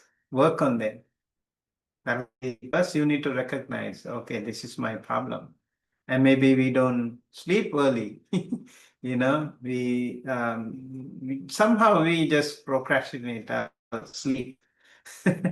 Okay, and maybe early to bed and early to rise. That policy is important too. Maybe certain things, certain habits, certain bad habits in you. You have to work on them. This also can be like the sixth sila, I guess. Remember the seventh sila? Seventh sila is the beautification and entertainment. Entertainment and beautification. And like once a month, you get rid of them. You get rid of them. You be yourself. You just become you, you know. That will give you a different vibe. Amazing. You should try that. So Somebody Bante, was for raising you, hand. Yeah. I have a quick question. Do you have like, since you have to eat before noon, do you have like a specific time to go to bed and to wake up? Well, the monks, they usually go to bed early. Sometimes like the lifestyle has changed today. But I prefer to go to bed. I mean, wake up early somehow, because morning time is very helpful to me. Always I see if I can wake up like early morning, earlier the better for me. I always found it very helpful. But there could be people like maybe some of you who have different sleep patterns. But I think it is for monks. Yeah, we need to go to bed early.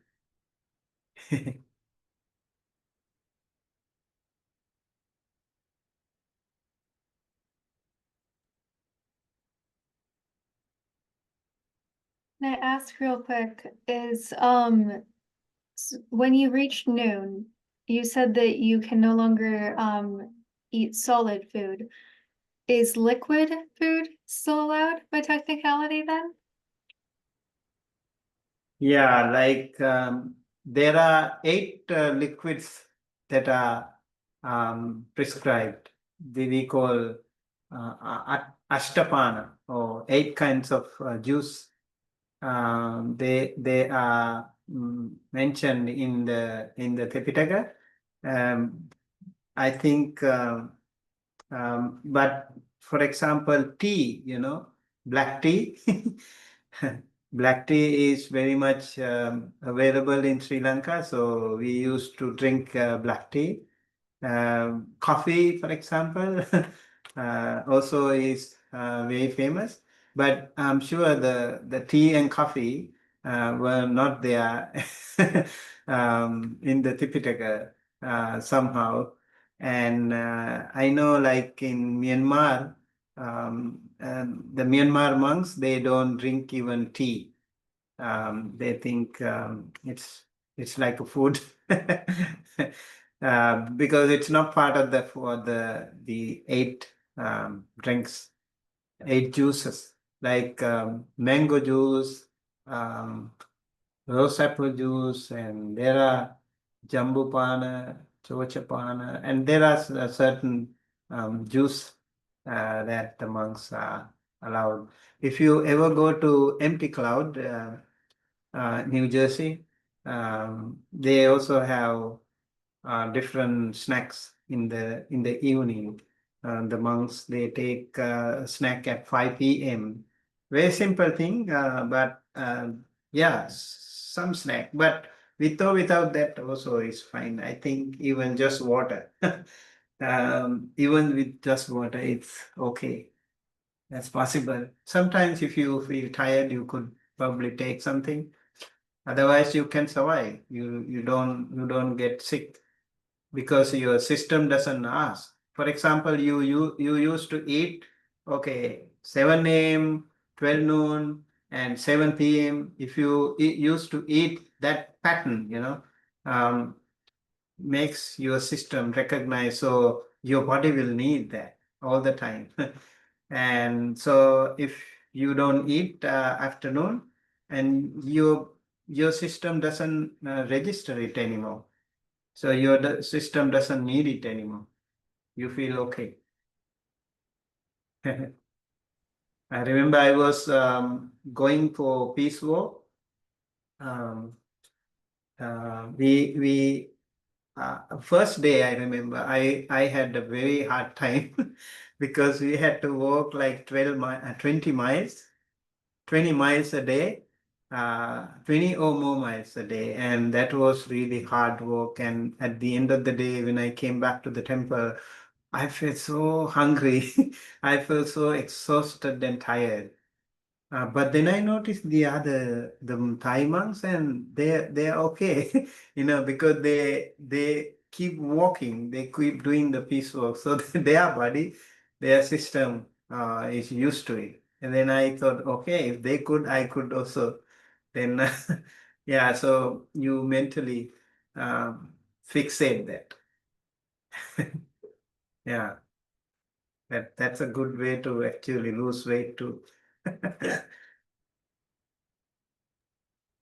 And then one more quick add-on question with that. If there is a health concern or question like diabetes, is that something that is adjusted? Definitely yes. Definitely yes. The Buddha said, Gilanasa anapatti. Like if you are sick, you can break any of this. Because when you're sick, you have to address to that. You might die even if you don't take food. I remember but my teacher, for example, he lived 96 years and he never took any solid food, even though he had like medical advice. And the doctor said you have to eat something if you want to take the medicine. But he was quiet. He didn't say a word to the doctor, but he didn't eat anything. So yeah, that's how they do it,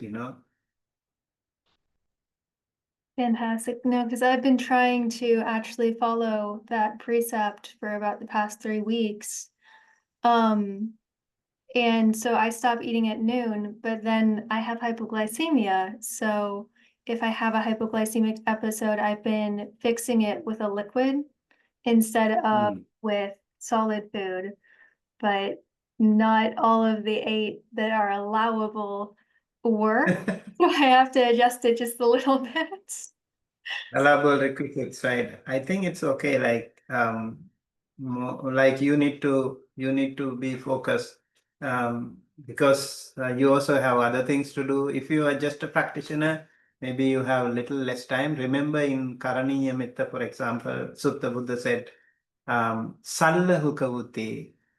You have to live a very simple life, minimalistic life, and not so busy, complicated lifestyle. For them, they need food.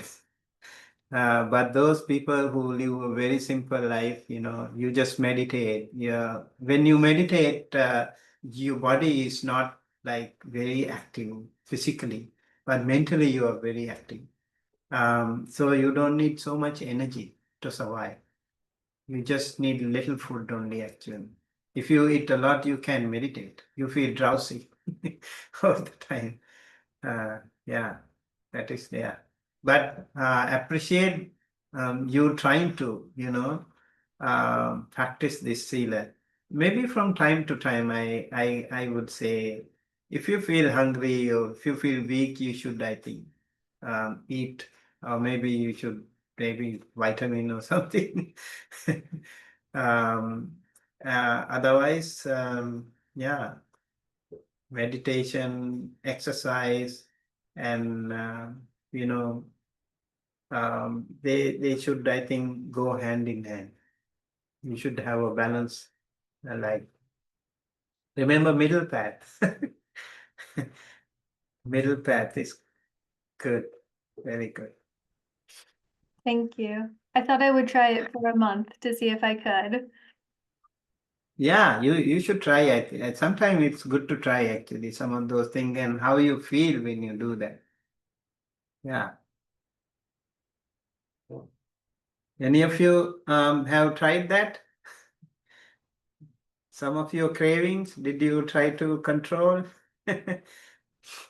Maybe think of it now, you have this problem, not only food, maybe other things too. Like some of the craziest things that you have, like the habits, bad habits, I mean. You should try to control it. That will be really nice. Very nice. Okay.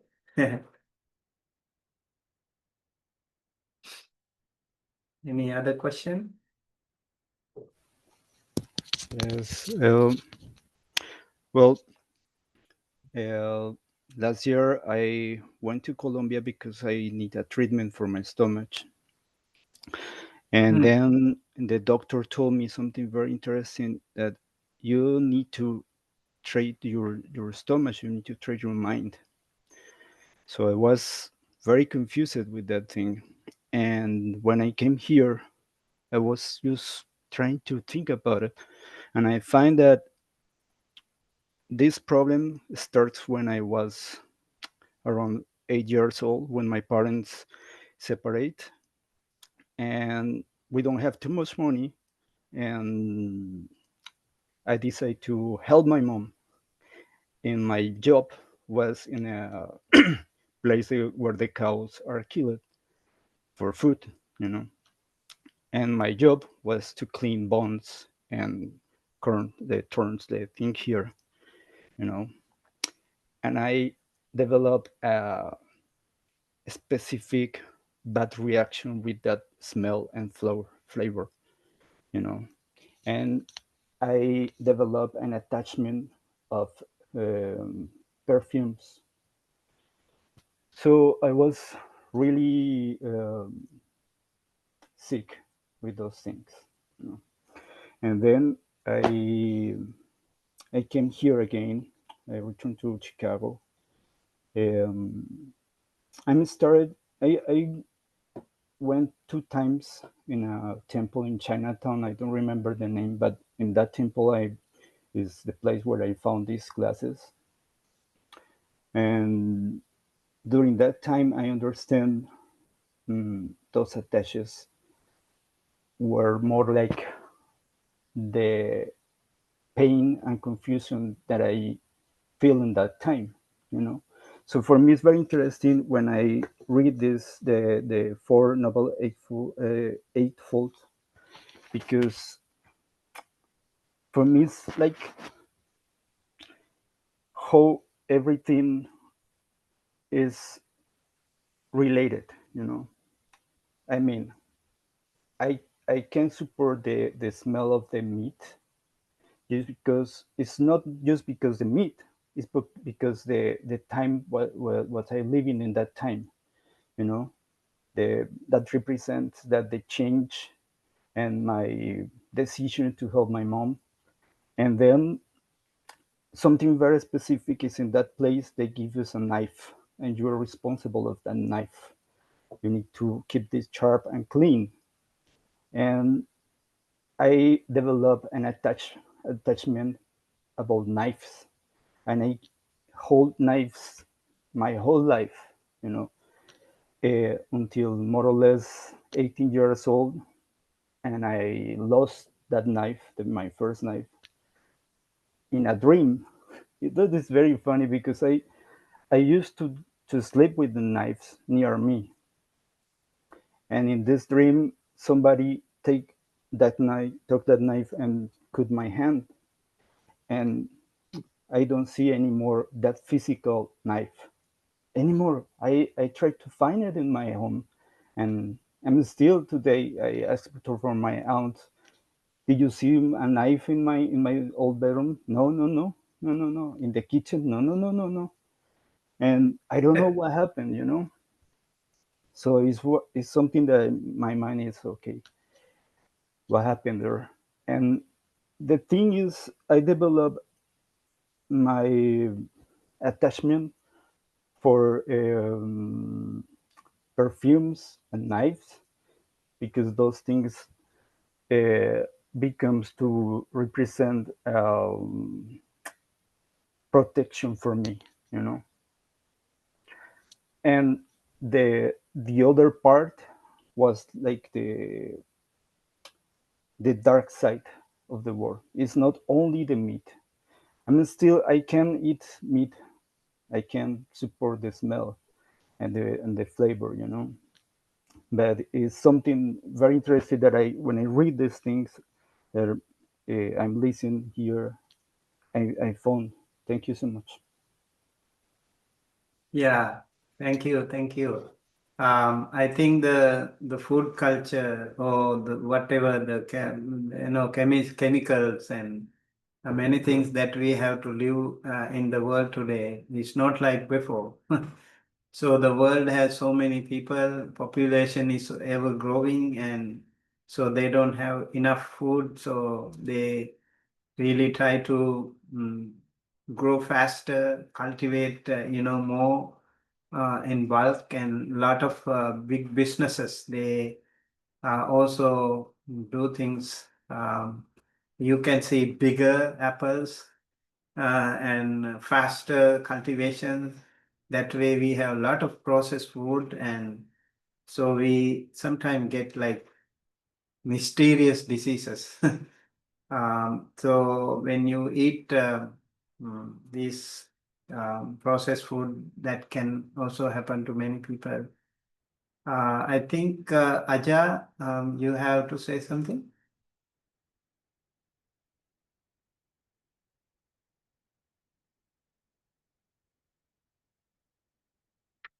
Did you raise your hand? Yes, I think we're having like a side discussion in the chat, and I think, yes, can you hear me? Yeah. I'm using my phone. There's something going on with my computer.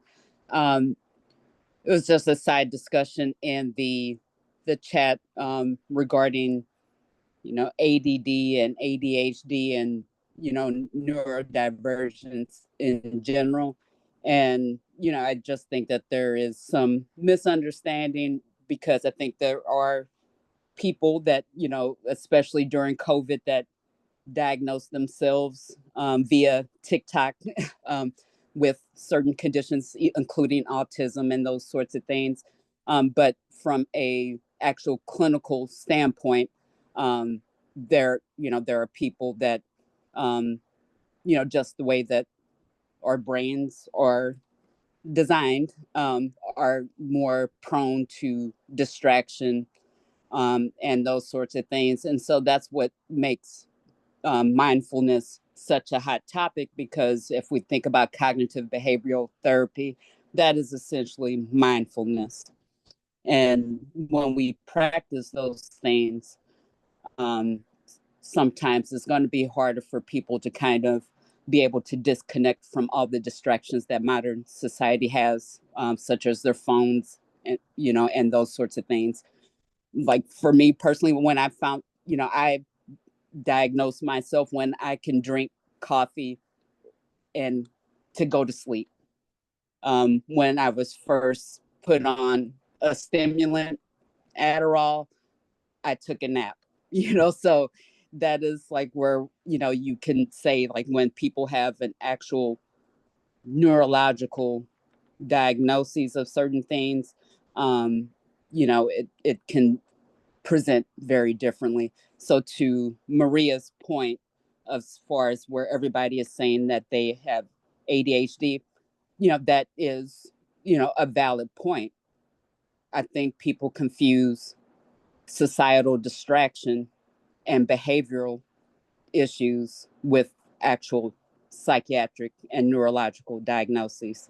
So that's all I wanted to say about that. Thank you. Thank you so much. I think that also we need to consider very seriously. In Buddhism, we do have certain ways to address these things. Things like practicing loving kindness, practicing generosity, also like simple lifestyle, also like healthy food, or eating less toxic food. They are very, very important. And people in the past, they were nature loving people. They really loved nature. They took care of the nature.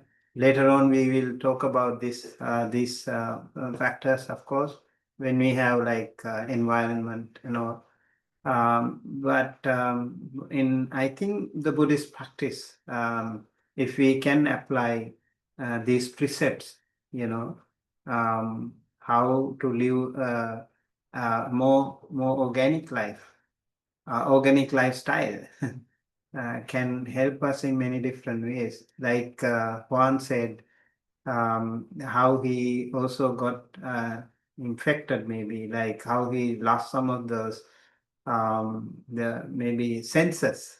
It could happen to us when we continuously work long hours working with certain professions that could affect us badly. So we need to think of it when we select a profession.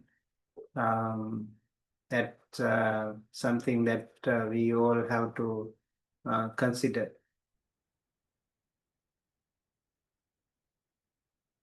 Okay. Bante, I have a question. Do you think that we have a choice to select what we do, or is it tied to our previous karmas and previous lives? Because sometime I read they said that like our life and what we do right now is tied to our good and bad karmas in previous lives. So sometimes we don't have a choice unless we practice and we get into to improve our good karma, then we can eventually get out of the bad situations. Very good question. If you say like you have no choice, then there is nothing to talk about. You are already predetermined. You can't do anything. You are just a robot. But even in Buddhist karmic theory, the karma, like in the past, could affect us in certain ways, but doesn't mean that the karma will, determine everything. We are the sole master of ourselves. We are the master, so we could change even the karma. We should make some effort to change the karma even. That is, I think, I really like it. Like rather than depending on something or someone or some or um, everything by just giving yourself, surrendering yourself to someone or something. You have the license, you have the opportunity to get rid of that bad karma. Remember the story of Angulimala. Angulimala was a serial killer, and how Angulimala changed himself to become a saint, a person who never wanted to kill anyone anymore afterwards. How he changed from that to this is tremendous transformation. And so the most important thing is you have to somewhere recognize, okay, this is my problem. You have to accept it. Many a times we don't accept our fault. Many a time we don't want to accept our mistake. We always try to find lame excuse, justify. I do this because of that. I do this because of him or because of the political or whatever. You always try to put the blame on the others, try to accuse others, you don't look into yourself. Yeah, okay, this is my problem. I am the one who is responsible for this. I have to get rid of this myself. Let's say like there is a drug addict, there are a lot of drug addicts and they find life so difficult, very difficult to come out of that. Some of them really, they don't know what they do. But even those drug addict people, even if they can do anything, they have to somewhere, you know, think. Someday they have to think, I want to get out of this. They have to think of it. They have to contemplate. They have to make some effort. I have to get out of this. Somehow, someday they have to think of it, and then only the other people can help. Otherwise, no matter how much we try, if he doesn't want, we can't help him. So we could change the karma. If we, let's say, like you get angry all the time, and so what should we do? You maybe blame your husband or your wife or your children, your boss, co-workers, who is getting angry? You. So when you are angry, what happens to you? Your body change, your mind change, you get sick, you lose your mindfulness, you lose many things. So one day you have to recognize, oh, I have this problem. This is not because of the other people. This is this is my problem. I have to work on this. And then somewhere, somehow, you continue to not getting angry. Maybe 24 hours, I'm not getting angry. I don't say a word when I'm getting angry. I don't be physical or aggressive when I'm angry. I just want to control. You continue to do that, like practicing metta, for example, loving kindness. It's a tremendously powerful practice, and how you can change yourself into a very peaceful person eventually. So let's say you don't get angry for 10 days, and you will see many different things happening, transformation within you. You feel very happy, very healthy, very positive. Everyone can feel that energy within you when you practice that. That is why even the Buddha, when he was living in the forest. He most of the time he lived his life in the forest, and the animals and the others, they were very happy with him. Even the animals, snakes, even they could feel it. Sometimes when you walk along the street, maybe some of the dogs might bark at you. If you have a bad energy, if you are angry with the dogs will feel it. They smell it, and they will bark at you. And if you continue to practice, let's say like simple, dog lover, the dogs will feel, other dogs will feel it too. Or this person is not angry. He or she is very kind. They feel it. Yeah, same thing with the snakes. They won't bite you just like that too. They feel the power of loving kindness. Similarly, there are many other the habits within us where we have to recognize. I think it should start with ourselves. We have to work. Many people feel like they everything is going wrong with them, nothing work good for them, and I'm always like something is not really right for me these days. So you have to start yourself. I've seen many people actually personally. I've seen like they are very messy people sometimes, and I would say you have to physically first personally organize yourself. Maybe they don't even make their bed. Their room is very shabby, very messy, and everything is so dirty. And those things actually can trigger certain negative, maybe chemicals in your brain, in your, um, system. That way you continue to have dark and negative, unwholesome emotions within you. You continue to accumulate these things. So you can start maybe physically. You become very neat, very organized, nice, exercise, and also practice loving kindness, practice generosity, be good and do good. That way I think you'd see physical and also mental change, transformation happen. Eventually, you see the bright light signs happening within you. So I think we have to challenge the karma. If that is challenging you, you have to challenge the karma. You could do it. So that's why we all have the Buddha nature within us. We all can become a Buddha. So I think that way our karma, anyone of us, if you have any negativity, sometime ups and downs can happen. That's very much an integral part of our life. But we have to work on that. You have to accept it and keep doing it. Maybe sometimes, like, like listening to chanting when you are really sick or really weak, really down, listening to some chanting can be very amazing, feeling like lot of healing, and maybe like practicing loving kindness, even vipassana, like recognizing your own pain, your own mental state, can be really helpful.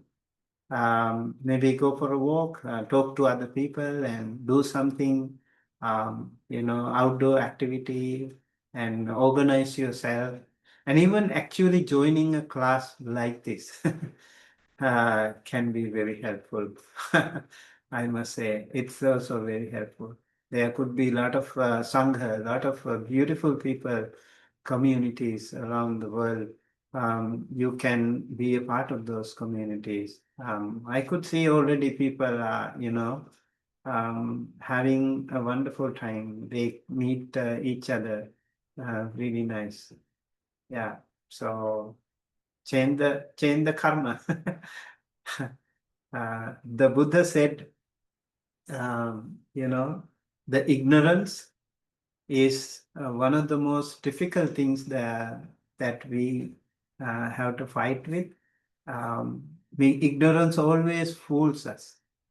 Ignorance always drives us back to the samsara. So samsara is the circle of transmigration, birth and death. So we try to justify, we try to find some little happinesses, as I mentioned, and then you enjoy and you eventually suffer. So ignorance is like that. Ignorance fools us all the time. Very difficult. When you are angry, you can feel it physically. You feel it, right? When you're angry, like your body is warming up and you feel the heartbeat is, pumping, and you can see that physical change in you. When you are like, when you have some craving, also you can feel some change within you. But when you are full, when you are ignorant, you don't know. You can't really find it. That's why the Buddha also said, like, he was playing a hide and seek game.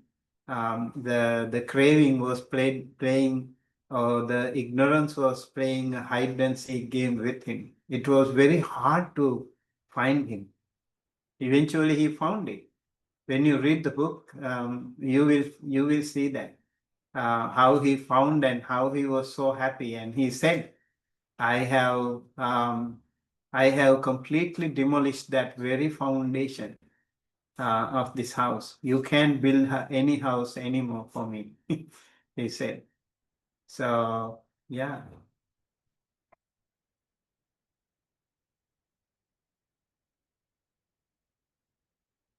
Thank you, Bante. Yeah, welcome. Okay, so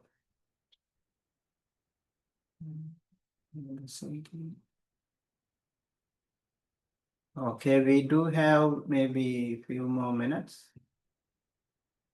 Let me see if I can also.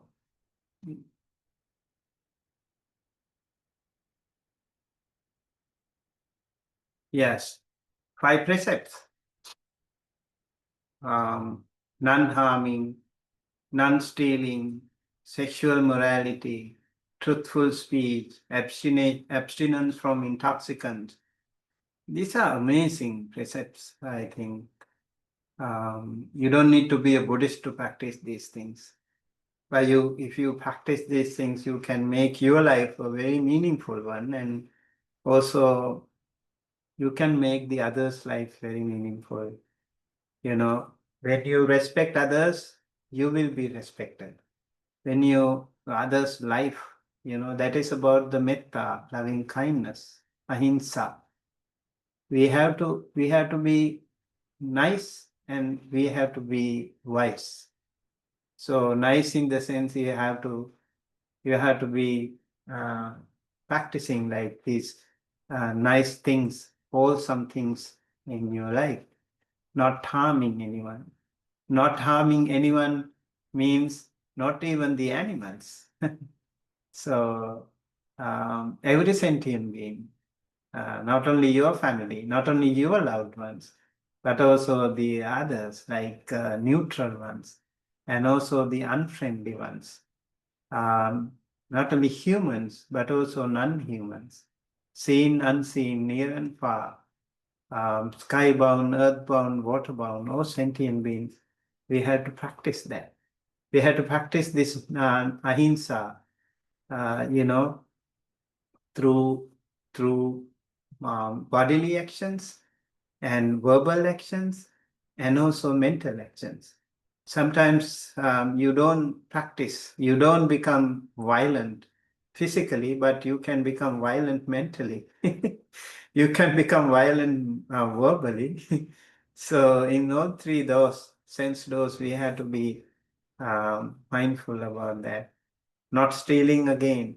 You respect others' property so that your property will be respected. Sexual morality, you respect others' family life, wonderful family life. So your family will be respected in the society. Everyone will trust you. When you become a truthful person, everyone will really talk about you. Your name and fame will improve so much when you become a truthful person. When you become a liar, nobody will trust you. And sometimes you see like you are winning, but at the end of the game, at the end of the day, you become a loser only. So being truthful is another very, very beautiful thing. Then intoxicating drinks and drugs, although remember it is placed as the last precept, it could be very detrimental to break every other precept. So we have to be very careful because it really hinders our wisdom. Intoxicating drinks and drugs can be really, really powerful. I think if the Buddha was here today, he would also include video games and some of the other habits that we have, like, with the smartphones, like social media addictions, that could also maybe like very intoxicating, probably. We maybe even the seventh precept or the fifth precept, if it is like very toxic or intoxicating, these things can be included, I guess. So 5 precepts is the very foundation. And you see this. This is the way we practice 5 precepts. Panatipata Veramani Sikkhapadang Samadhiya. Julie, would you like to read the meaning? Sure. I undertake to observe the precept to abstain from killing living beings. Adinna Dana Veramani Sikkhapadang Samadhiya. I undertake to observe the precept to abstain from taking things not given. Kamesu Michachara Veramani Sikkhapadang Samadhiya. I undertake to observe the precept to abstain from sexual misconduct. Musavada Veramani Sikkhapadang Samadhiya. I undertake to observe the precept to abstain from false speech. Sura Meraya Majja Pamadattana Veramani Sikkhapadang Samadhiya. I undertake to observe the precept to abstain from distilled and fermented liquor, drinks, and drugs that causes intoxications or heedlessness. Okay, remember these 5 precepts and observe them every single day. And the more we repeat, the more it becomes, registered in your system. So I think this repeated chanting is also part of our practice. So we do it. Like lay people, you have to do it every single day. Like monks, they have a lot, 227 rules. That's so many precepts, right? So for the lay people, you have 5 precepts, so you can have 8 precepts. Then we also have beautiful Buddhist values and ethics in Buddhist culture, like paramitas. You have 6 paramitas in Mahayana Buddhism, and also in Theravada Buddhism, they talk about 10 paramitas. I guess they are somehow overlapping. So they probably talk about that could be all inclusive. So generosity, morality, patience, energy, meditation, and wisdom. And then you can see the Theravada tradition, generosity, morality, renunciation, wisdom, energy, patience, truthfulness, determination, and loving kindness and metta. So equanimity. These are the paramitas. In Buddhist Jataka stories also, we do have a lot of references to these. And then the fundamentals of Buddhist culture, you can see meditation and mindfulness, role in daily life and community practices. Like on full moon day practice, for example.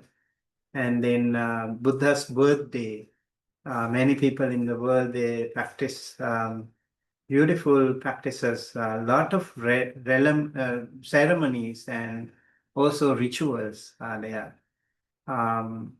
Significance of rituals such as chanting and offering, festival celebrations are there. Recently, just a few days ago, I went to a hospital here. Somebody was, in his dying days, so we were asked to go there and do some chanting. So I noticed, like, when we were chanting, although that patient was, completely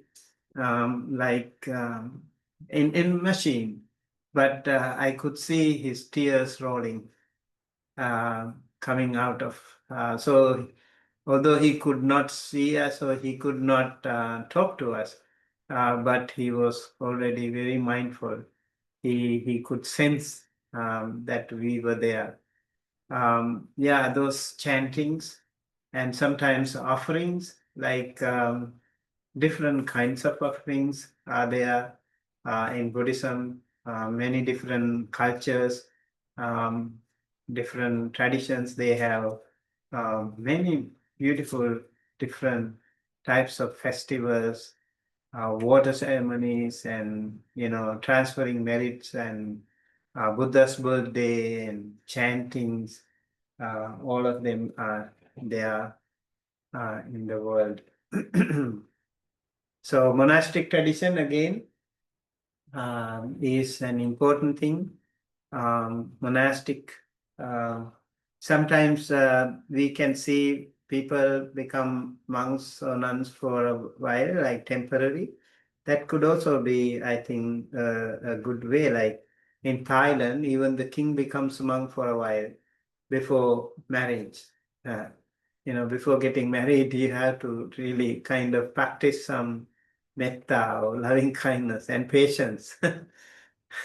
How to respect others, and maybe like if you become a monk for a while, that can be very helpful to them. So many countries do have that, and some countries, they have a monastic tradition as lifelong, you know. I heard today, like Geshe here, the Tibetan monk, he said he became a monk in the 1990s. Venerable Vijita, when did you become a monk? 2008. 2008, okay. Yeah. Wonderful, In wonderful. March. Yeah. Okay, okay. Yeah, see, you see, like they have become monks for a long time, and lifelong they have become monks. I became a monk also like a long time ago, 1981.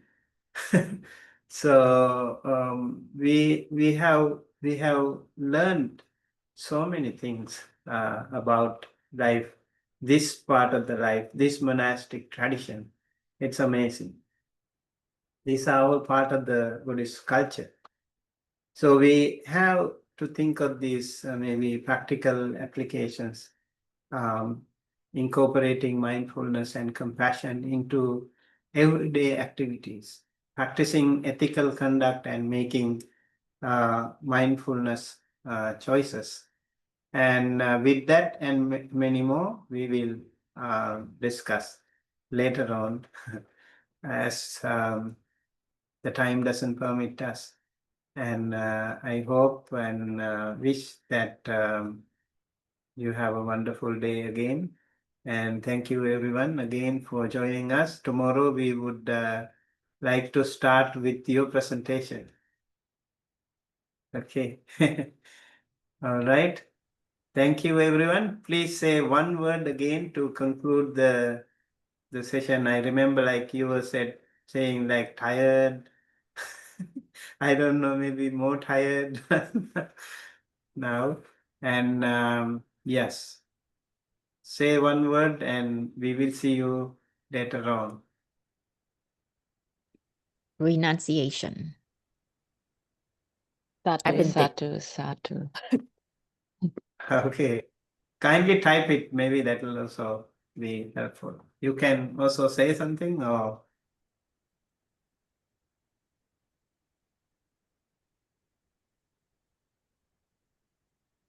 Outstanding. Mhm. Bunty, you're chopping up the chapters so that we could all share it. That's something that is true genius. I don't know if you thought of that on your own, but that's really outstanding. yeah. So we'll make it happen. Bante, do you We have the want to PDF that you will upload, or we have to go find it ourselves? Or how does it? I'm sorry. I have already uploaded into the Oh, Google okay. Class. Okay, thank you. Let me know if you haven't got it. Okay, thank you. Yeah. I have uploaded all the 3 major books. That other books also I do have. I could probably share with you if you need. Let me know. All right. Thank you and have a wonderful evening to all of you. Thank you, Yeah, Monty. you all be Thank you. Thank you, Bante. Thank you. Thank you. Good night. Thank you, Thank you. Good Bante. night. Good night, Good everyone. night, everyone. Good night. Night. හාමුදුරනේ අවසරයි යන්න. Hello, Saranai. තෙරුවන් සරණයි හාමුදුරනේ. තෙරුවන් සරණයි.